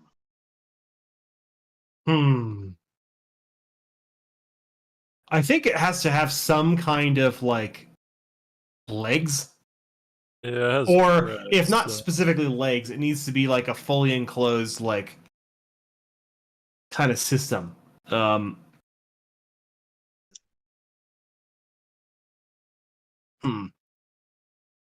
that's what makes it different from a droid, right? It's got a person inside of it. So, Every time you think of mechs, you also think legs. like, a motorcycle is not a mech. Because it moves on wheels and it's not enclosed. I think there'd be several things that disqualify it. Those giant Mechs have to have excavator mechs have to have permanent limbs, mechs. basically. They have to have some kind of limb, whether a leg or an arm or both.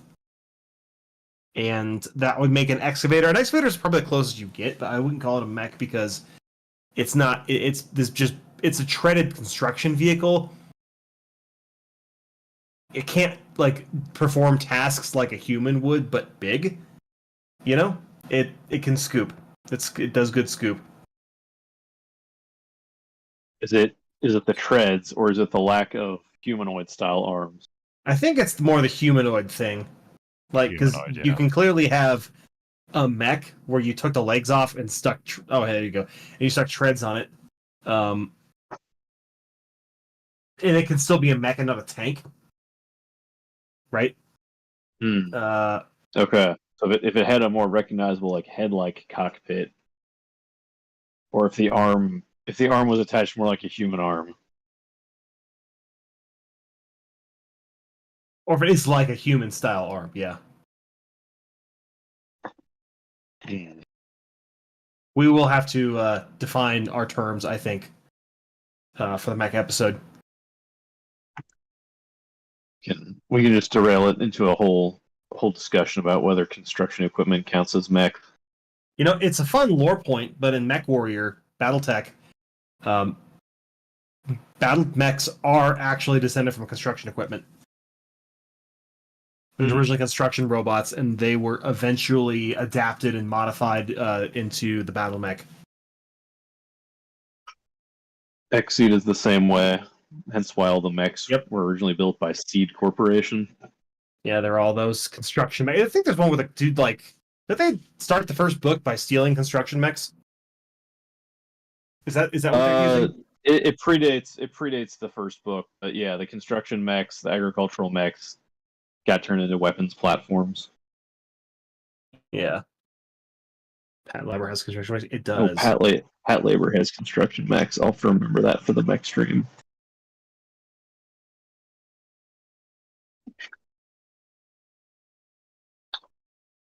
All right, enough mech digression though. All right, so these guys are following Rule 10, following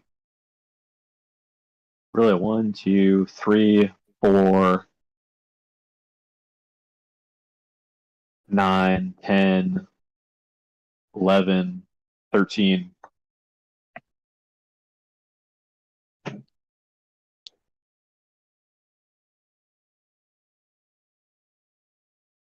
Good designs. Any last thoughts on battle droids before we change tack? Roger, I feel like Roger. we've said pretty much all we need to say. Yeah. Just one last thing. Sorry, I do have one thing to add, which is Oh, go the ahead. voices. Battle droid voices are amazing, and I love them. That's just one other thing, is the voice module affects a droid a lot in its perception.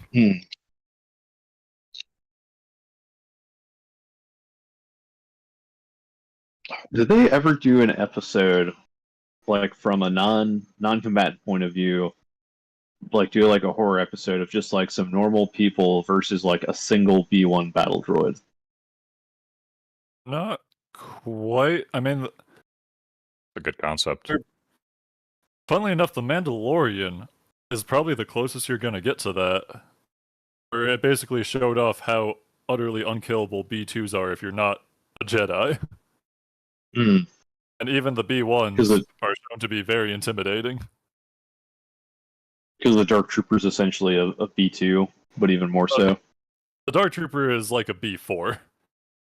They're super, super, super armored, is what they are. And the B2s were actually the inspiration for the Dark Troopers, because they were so effective that the Empire was like, what if we just use the B2s but don't call them the B2s? And hence the Dark Trooper series was started. And it wasn't until the Mark II that they actually started to look more like super battle droids, and then the Mark III obviously is like a super, super battle droid.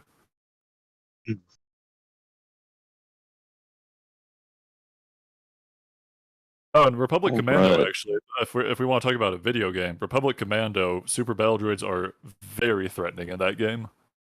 Because they take a ton of shots, as they should. And you're playing as a Republic Commando, the best of the best.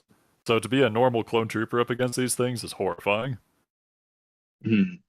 And even the B1s, like obviously they can't hit Jedi because the plot demands it, but they can still hit clones, and they often do hit clones. And there was the arena fight on Geonosis where, you know, you got enough B1s in there, even Jedi are going to have a problem. Well, that was the whole idea of the B1s, from Sidious's perspective, is that even an elite soldier like a clone, Jedi can block the shots. But you throw in just you shoot more shots than they can block. B1s. Oh, it's This a rocket. version of the super battle droid. Yeah, this is the rocket variant. Oh, it's the Rocket Devastator. Wonderful. These guys are more fair entirely. than that.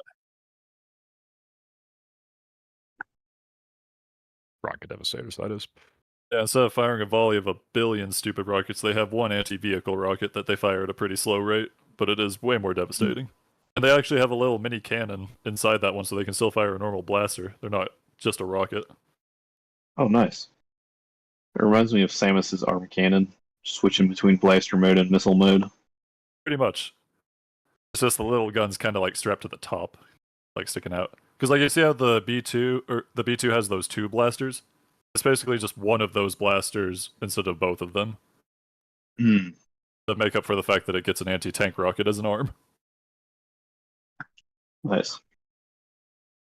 Well, I have And again, droids being modular. somewhat- You can swap out parts. I have a somewhat natural segue from the B1 that I think Squirrel might appreciate. Oh boy. Here, I'll leave the B1 up there for comparison to one of my other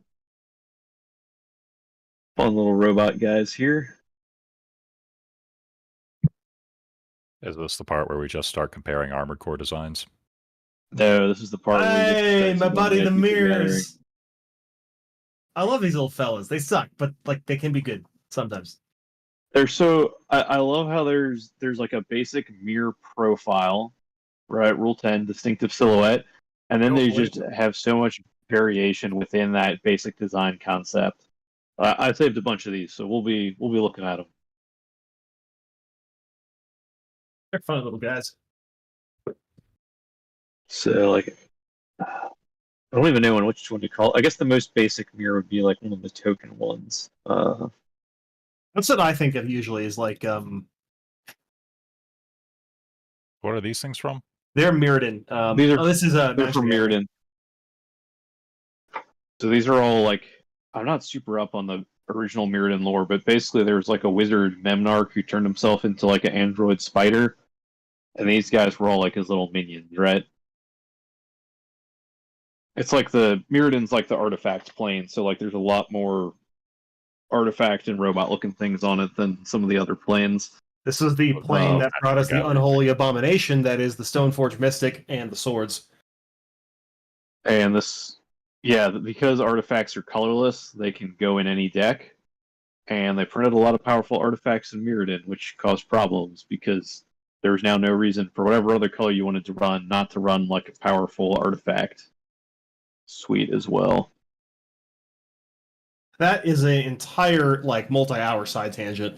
Just I have what they were doing some with experience not to colors go and on that. magic. What was it? But here we're here to talk about just like cool robot designs. So we'll just start dragging some mirror in here and showing like you have this basic idea of like it's a little servitor. They've got like a vaguely bird-shaped head, and then that gives them a pretty distinct look from other creatures in Magic. And then just how much variation this is kind of a case study in how much like small detail variation within a distinct profile can really sell like different types of dudes.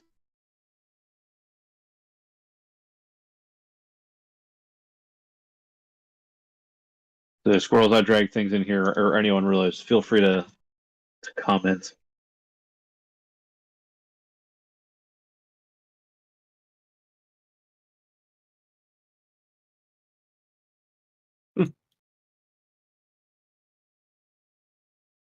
Dark Steel Mirror is one of my favorite because of the Oh, I love this guy.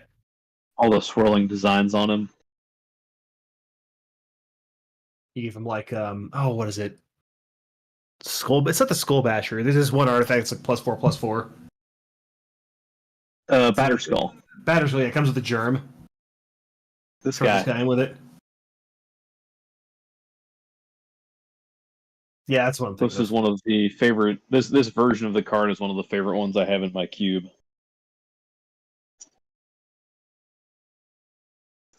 They kind of looked like Robot Chozo to me. Yeah, yeah, especially you're right. Dark Steel Mirror with the details on him.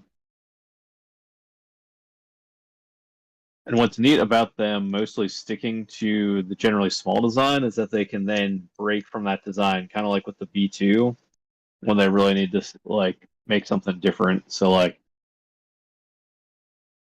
you make a giant bulky mirror. Look at the. I'm in awe at the size of that lad. Just an absolute unit.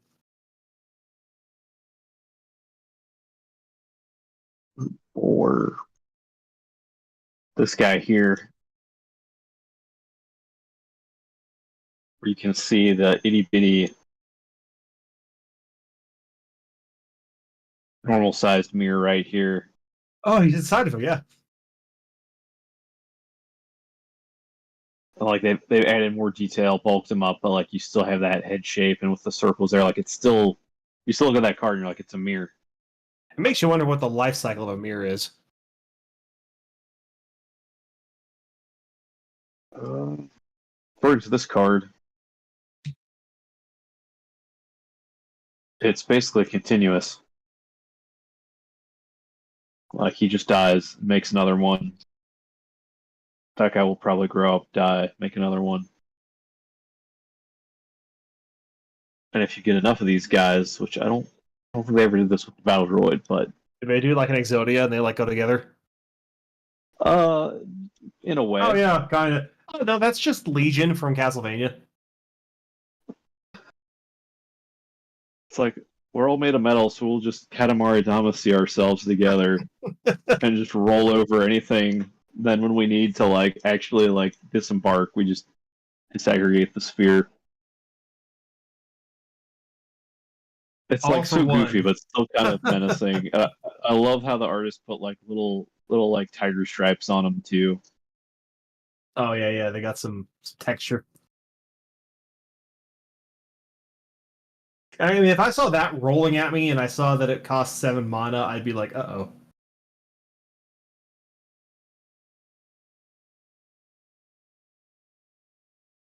The 4/7? This is a fun card too. Create a bunch of mirror and then use it to. You can't really call it pinging the opponent at that point.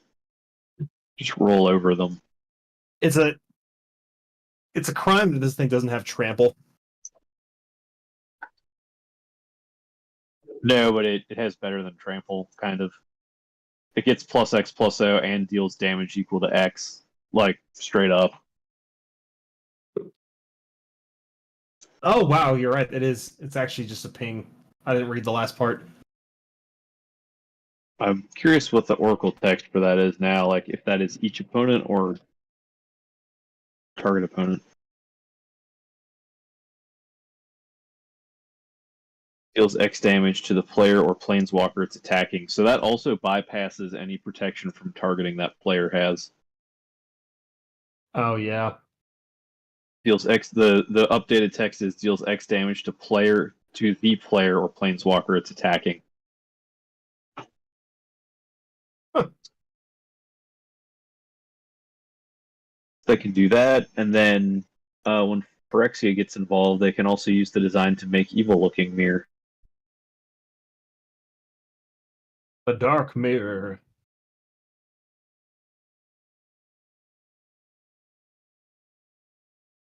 Huh. I haven't seen these guys before. See there. Oh yeah, there's another mirror. Like you can put armor and accessories on them, and you can still tell that's a mirror. I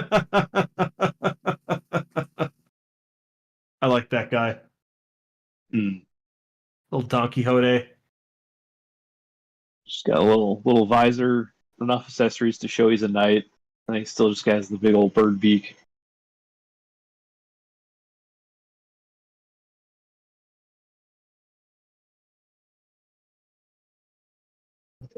Oh, there's another mirror.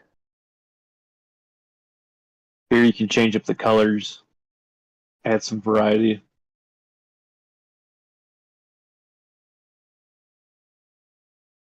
Shuffle your library.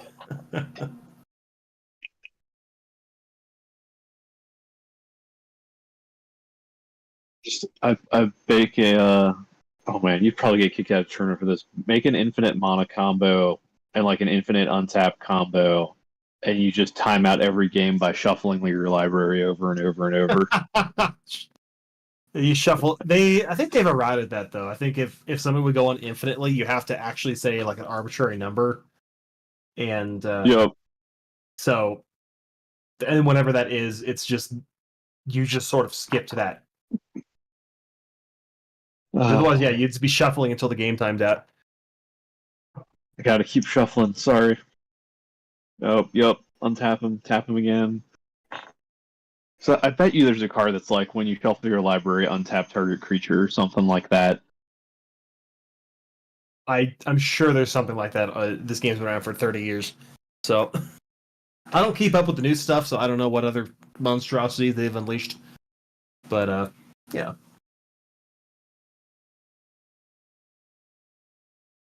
I think the mechanical design in Magic, especially older Magic sets, is I don't hear a lot of people talk about it, but they've got like some really good artists back in the day doing their mechanical design work for them. Like here's several variations of the same card.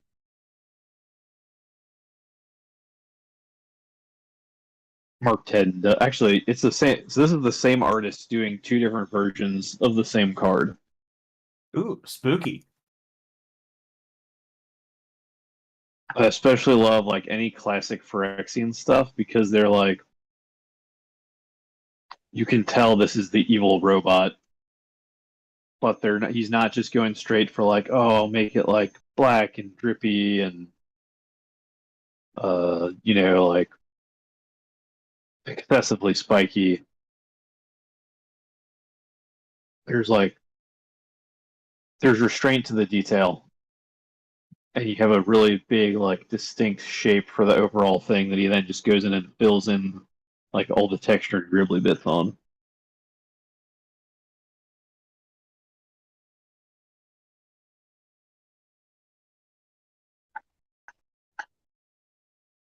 I can see the one on the right being a boss in like Dark Souls. Mm. Actually, honestly, the one on the left could be a Dark Souls boss too. I mean, Beta Chaos, anyone? Best fight. Well, Fight, quote unquote. Roll into some branch. Anyways, That was sarcasm, of course. what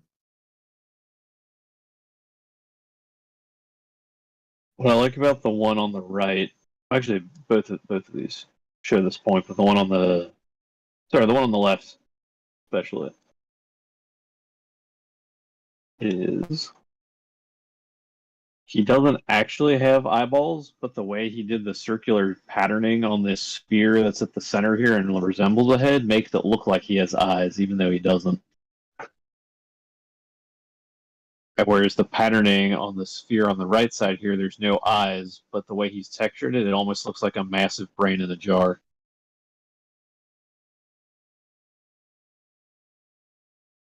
Brainbot, yeah. And then the design elements he has through both is he both gives them like these really big tusks that come out just below the head section. I think it's neat that this one he did is a traditional, like, it's got legs and arms like a human, whereas this one has like giant chicken legs and then some like T-Rex or spider-like smaller grabby claws up front.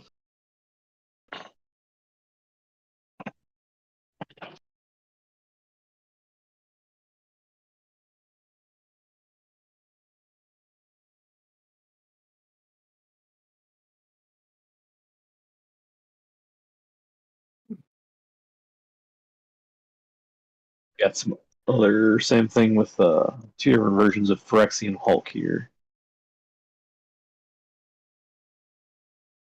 The left one looks like it'd be in Warhammer. This guy that's right. like Looks like a Chaos Dreadnought. Mm-hmm.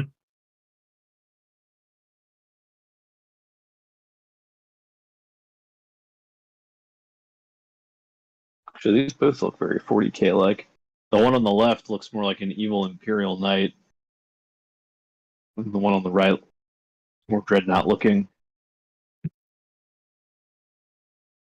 I that it wouldn't has want one looking at me. I like the lack of hands on this one. I would just go the arms go straight into the giant blades.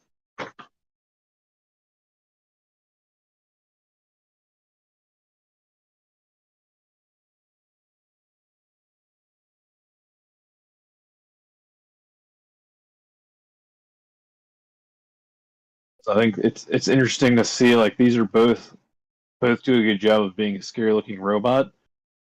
This one is like more human looking, which is scary in one way, whereas this one is less human looking and more like it's got arms like a human does, but it doesn't require hands to hold weapons. Its arm just goes straight into the weapon.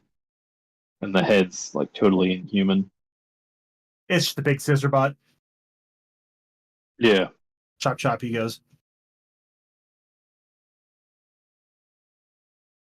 I think depending on the vibe you're trying to set for your audience, you got to choose whether you want to go for like this is unsettling because it looks almost human but not quite, versus this is unsettling because it doesn't look human at all.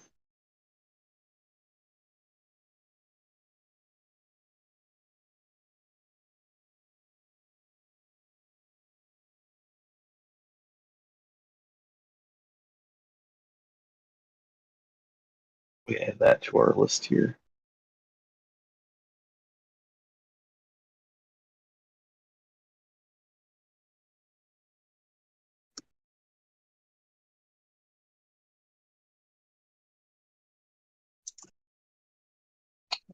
What's a good phrase for that for machines?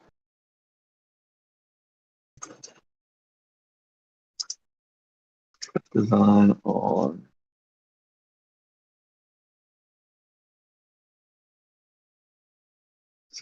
human and non-human spectrum based on desired audience reaction. Well, I'll make it pithier later.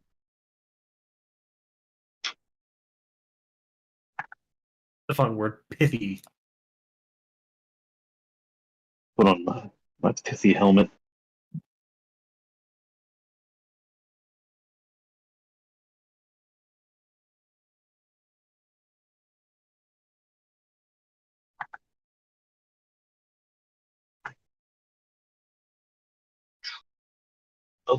Any other mirror in there?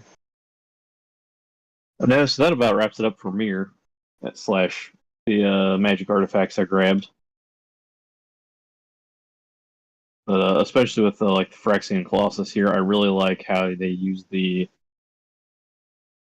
gribbly bits. Look very organic. Well, they kind of Kinda are with like the, this liquid metal kind of construction, aren't they? I think most of the Phyrexian stuff is straight up mechanical, because the whole reason the Phyrexians start becoming more and more machine-like is that phyresis basically causes all your biological components to start rotting away. So they're not really living metal so much as like they've been turning more and more cyborg over time until they eventually reach a point where it's just entirely machine. And then they're just trying to continue to spread the glistening oil to infect more people with phyresis. Not the best neighbors. No, there's a reason they were contained to a plane.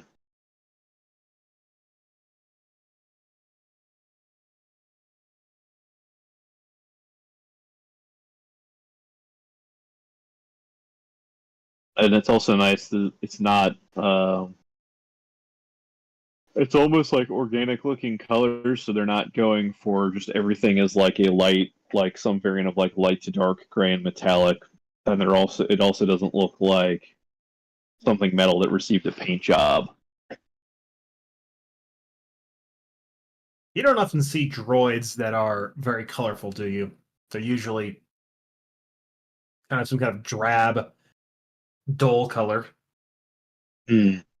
Like, look at the battle droids, for instance. Those are pretty much just one. Maybe They come because in one color. It is pretty utilitarian, though, to not worry about. Because, I mean, they don't have human desires to look fancy or anything. Like, they're supposed to be entirely practical because they're a robot.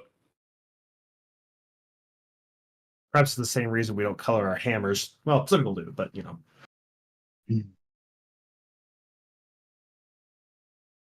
Or you have the other end, you have like the ones in Elysium or the Creator where they've got like paint jobs, but it's like not.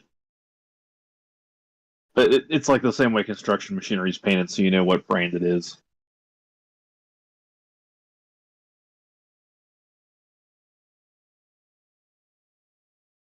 So like you still look at it and you're like, yeah, this is just something made out of metal.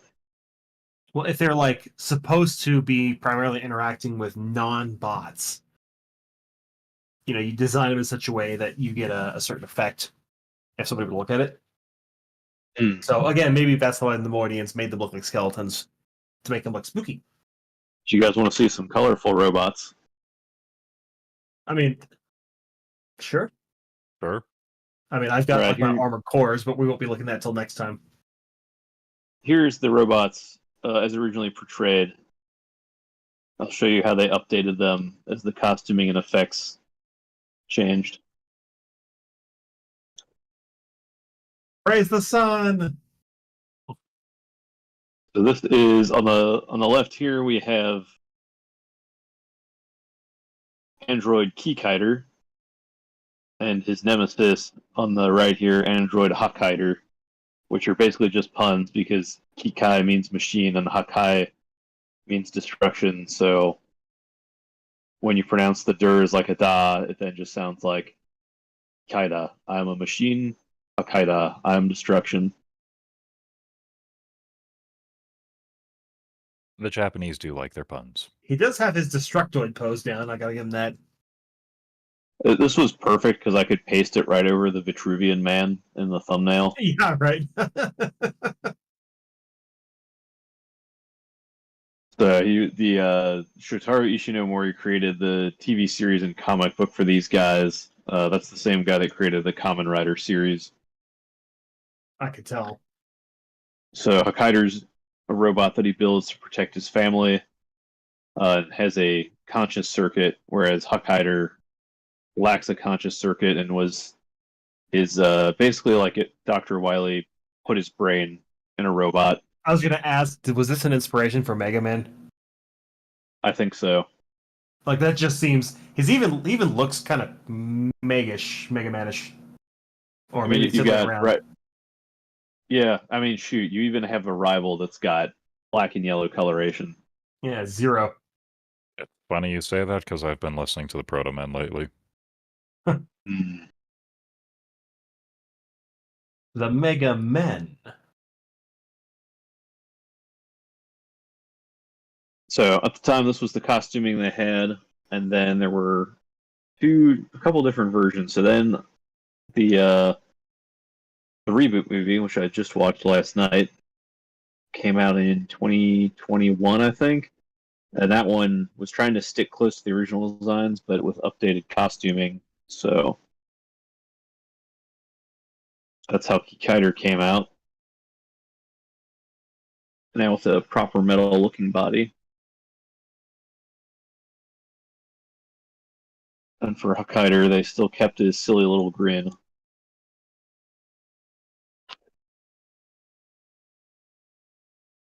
These look like characters from a mid-2000s like GameCube or PS2 game.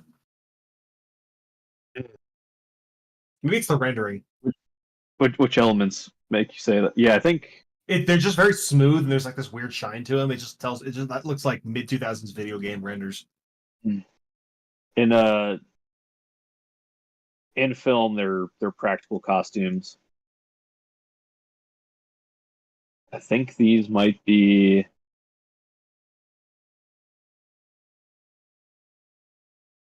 I'm not sure if these are CG renders for the action figures, or if they just look more rendered because like the background and all the environmental lighting's been taken away.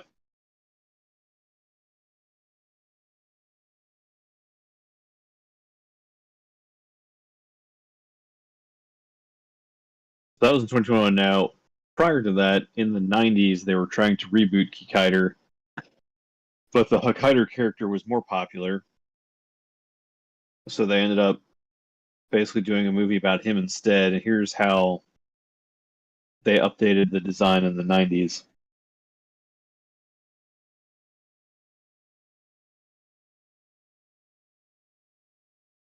Ooh.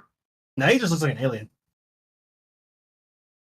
So they kept the slash mark there. They kept the yellow stuff. They made his grin much more menacing looking. So he's almost got like a Judge Dredd frown. And then the brain in the jar now, like the top of his helmet, just kind of has a red glowing brain pattern on the interior.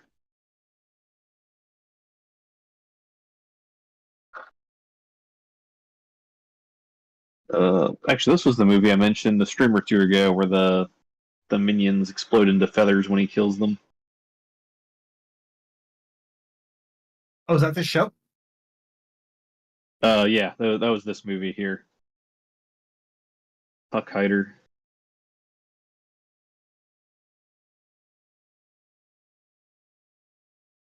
And at one point, when he's fighting the villain at the end, the villain gets rebuilt and sent back to fight him. And in the script, it didn't mention anything about the villain's design. But in the movie, when he gets rebuilt, they also like repaint him with the red and blue paint scheme Kikaider had, which is kind of messed up because up until that point, Kikaider was nowhere in the film. So it's just like, oh, okay, this is just a movie where Hokkaider is the anti-hero instead of the villain. And then someone in props design at some point they're like, what if we painted the villain 2.0 version to look like Kikaider?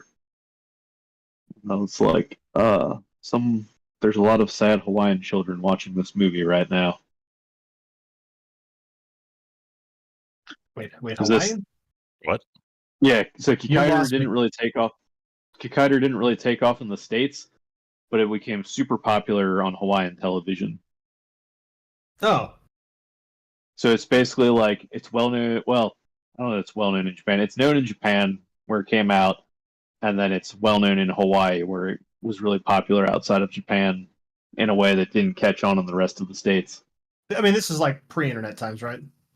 Yeah, Sort of early internet, so we probably just didn't have as much of a bleed over.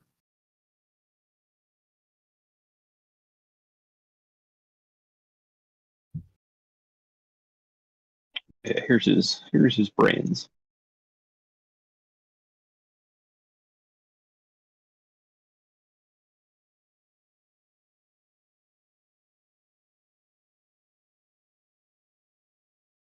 So you still get the brain pattern. It doesn't look quite as cartoonish as the brain in a jar from the original. Since this movie is basically like the epitome of the dark and edgy reboot. Fortunately, it's got a lot of fun practical effects work, so I think it's a fun movie. But like, you can just enjoy it in like a Cold Steel the Hedgehog kind of way. He was born with a gift. Like at one point, the villain's being like, I am justice," so Hokkaido's just like, "Well, in that case, I'll be evil," and then sets a flower on fire.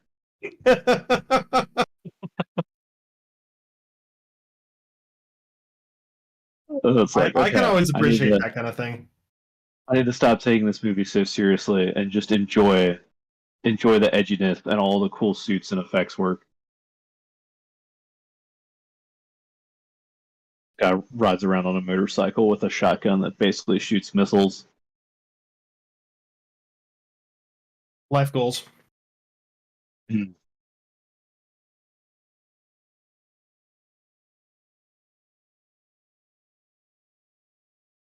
I'm still laughing at the flower bit. So the other villain, like, he's like trying to create his utopia, like dresses all in white, and when you first see him, he has like these white angel wings coming off of his shoulders, and then like the camera kind of moves, and you see that the white angel wings are attached to a vulture skeleton he has on his shoulder. Wait, so he's got an angel vulture skeleton. I gotta love that subtlety. So do they go to like a store and buy? You gotta imagine. Okay, so is it custom made or do they just like? I woke up one day and I decided I don't need to know. have a vulture skeleton. It's an heirloom of my house. Like, just finishes his fine vulture dinner one day and is like, "This would look awesome on my shoulder." I mean, I guess I can't fault him for being further improvisational. muddying all of the symbolism is that they're living in like the ruins of former Jerusalem, so it's been renamed to Jesus Town. What? Okay, you're gonna explain that. This sounds extremely Japanese. Japan. You know, actually, hang on. This thing might be on YouTube. We could just pivot into a watch along. It's like that one time you sent that clip. This was like maybe a year or two ago on the Discord server, and it was like the Ultramen, and they're all being crucified. And I was just like, "What is happening?" I'm like, "What is happening?" Super Eye was actually Catholic, so he understood what he was doing. Oh, there you go. It still looked very bizarre, though. I just could not comprehend it. Show that to somebody without any context. That Okay, all right, they will have no idea what's going on. Actually, yeah, presumably chat hasn't seen this, so just bring up the clip. All right, let's see. Jamie, bring up that kids show where the robots get crucified. It's like this reminds me of that. Let's We gotta see. have Oh, yeah, Big here we Afro go. on the Here we go. podcast next time. All right, let's make sure I'm gonna capture this the right way. Yep. Do that. Do that. Then we go embiggen that guy. Add a route. No, not browser capture. Display capture. Window capture. Window capture. There we go. Ace Killer. And then we just have to see desktop audio will probably double our voices, so I'll just do old application audio capture. Ultraman versus Ace Killer. All right, let's see if this works.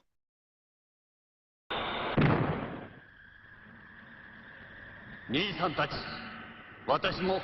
you guys able to hear it? Yeah. とうとう来たなウルトラマン X ここが貴様の墓場だリオ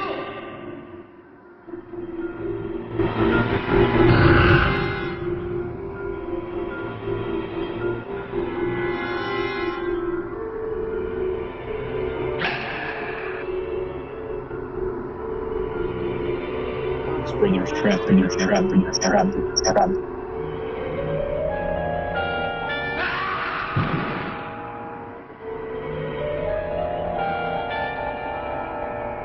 I like everything's just wrestling in these shows.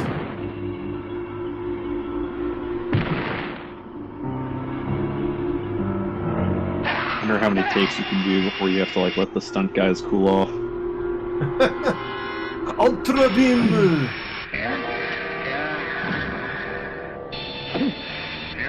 I'll shoot you with my 90 special effects. But they even got the fog machines. I like that.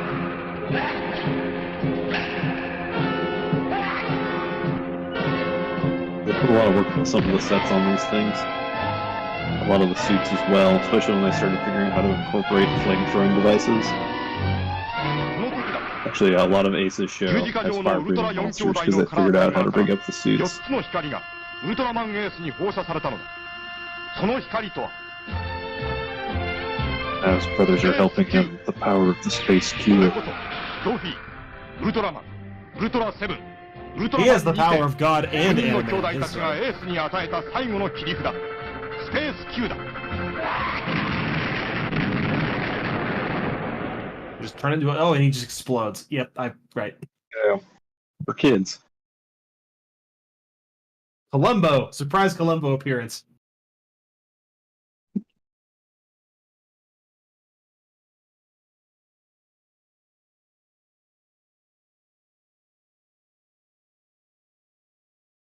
I was up way too late last night watching Columbo clips.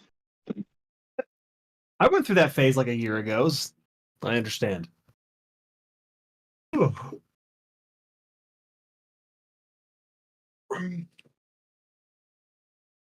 I gotta stretch a little bit. I don't know if you guys have been sitting the entire time, but I'm like super stiff.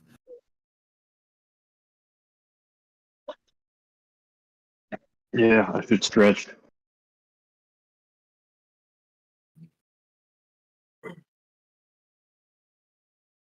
Let's see.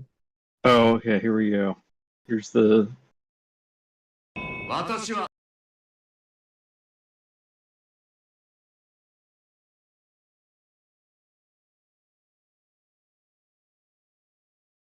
here's the flower scene. Oh goodness.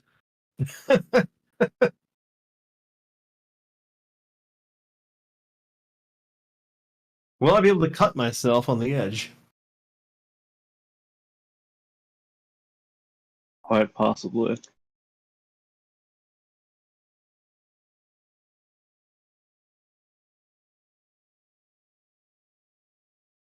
see here. Pop that out. Begin.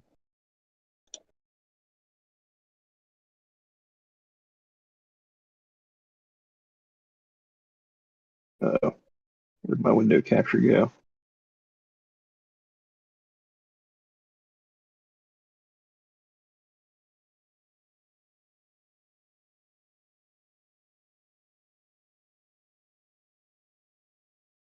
How do I move you?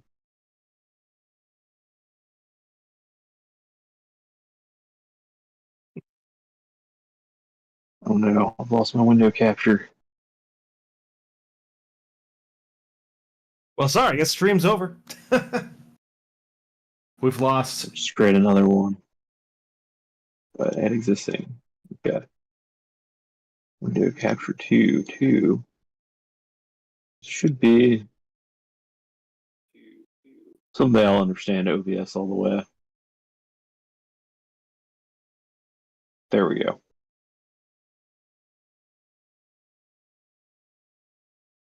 All right, are you ready for the edge?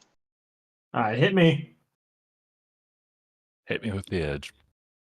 私は正義秩序を守る者正義の名のもとにお前を処刑する確かに貴様が正義なら俺は悪だ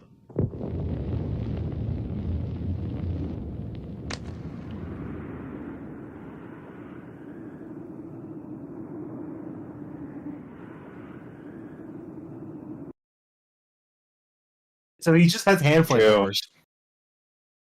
It does.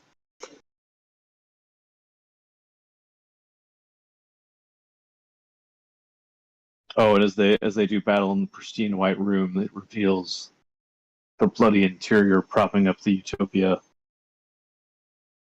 So they're not exactly subtle, Right. are they? It's a very subtle film. Lots of people don't understand it.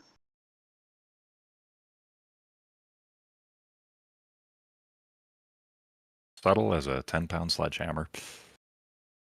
I was gonna say it's subtle as a upright down, down, down. Excuse me, that is a precision tool of elegance and civilization. Well, democracy perhaps, but Elegant weapon from a more civilized age.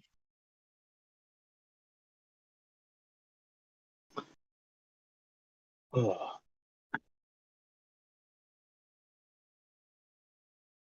But yes, back to. Now we've tied up that addendum to our side tangent here. But back to droid design for a moment. you tell.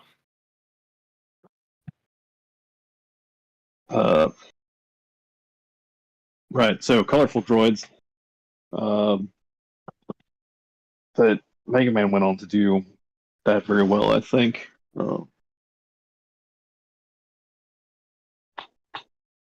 Can't remember where I was going with this. Star Wars droids are less colorful because they're going for a more used galaxy utilitarian look. But for a story where you have like robots front and center as the main characters, then you can make them colorful without.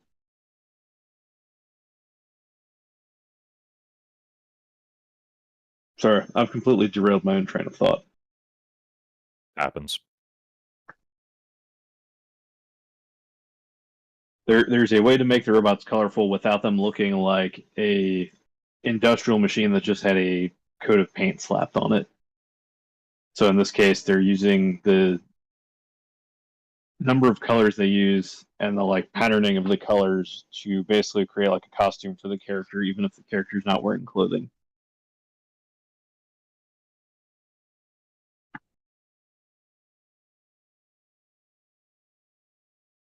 Or even if the actor is wearing clothing, if the character is not supposed to be wearing clothing.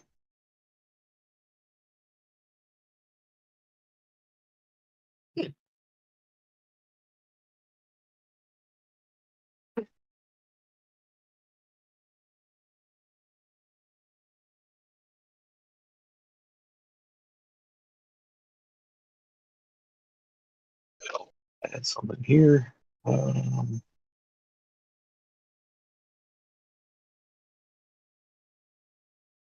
So it would be summarized as, without going too deep into color theory, was base the coloration off of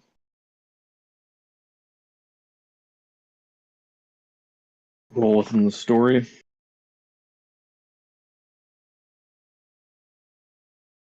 internal justification.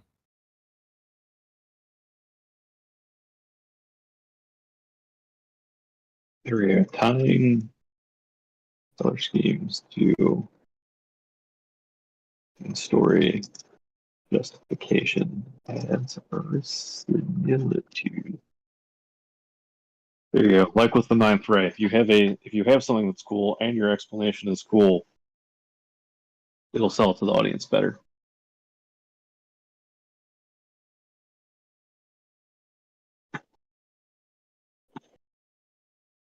And I need to grab a drink of water real quick.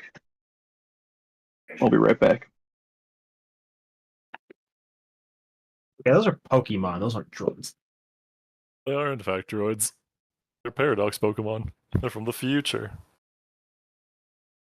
I didn't play these ones. Of course, chat can't see.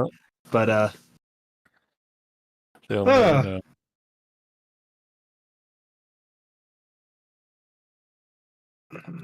I had a train of thought too, and I was like kind of considering it, and then it just kind of vanished.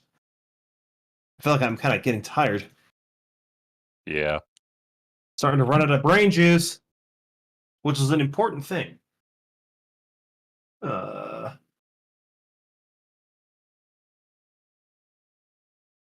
Whew. So this is when I get long week of work, finishing things up. It's like there's not a whole lot going on in the old noggin. Yeah, Sounds like I think it Squirrel. might be a good place to wrap up the stream here because I can tell I'm like running out of brain. We're starting to dead air a little more. Yeah, I'm like just for the thing. I'm like, say something interesting, Squirrel. You can do it. I'm like, I can just make annoying noises, but I feel like I've done enough of that. yeah. There's enough other channels that do that. So we're not here for the Zoomer audience. I apologize. You're not gonna get your Skibbity Riz Ohio's here. Actually, I did see a really good What? point about that stuff from this illustrator. Goes by the pseudonym Owen Cyclops. Go on. Y'all know the green text about smart people written by dumb people Yeah. who I try to imagine possibly what a have heard of smart it. person would be like, but they obviously can't understand that because if they could, then they would be smart. Run from the Um, Ahsoka series. Yeah. Well, there's another corollary to that, and that is a weird person written by normal people. So they see weird people being, from the normal perspective, very random, and it's funny. So they conclude that the randomness is what makes it funny.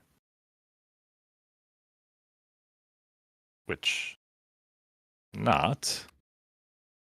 Well, But- random equals funny has its place as like a certain low-level humor occasionally, on occasion.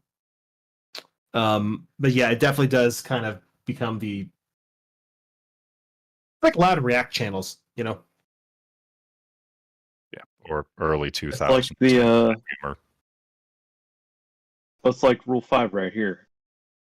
Is the randomness spicing up something, or are you just creating like literal noise? But the entire genre of like late 2000s YouTube poops.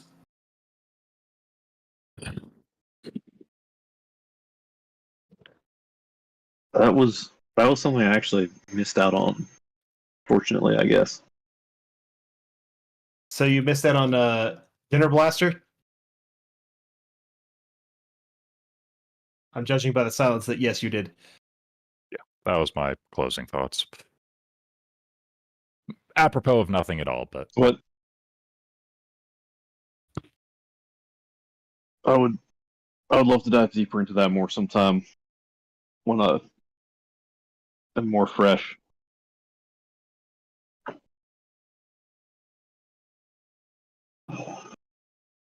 All right. Well, for the sake of our brains and chat's brains, we'll wrap the droid stream up for now.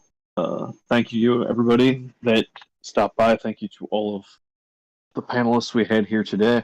Thank you for anyone watching this VOD later. Well, This has been Miliardo. yeah, Oh. and Squirrel. That's the part where you say your name. And Kuroris. That guy. Hey, Kuroris. Sorry, my voice is about to give out. Yeah, No we gotta worries. preserve your voice too. And I've already got a redirect set up, so I'll just be redirecting to Reltonia's channel. It's a VTuber I enjoy. She's running a birthday donathon right now, so hop over there and say hi. Well, see everybody later. Yep, until next time.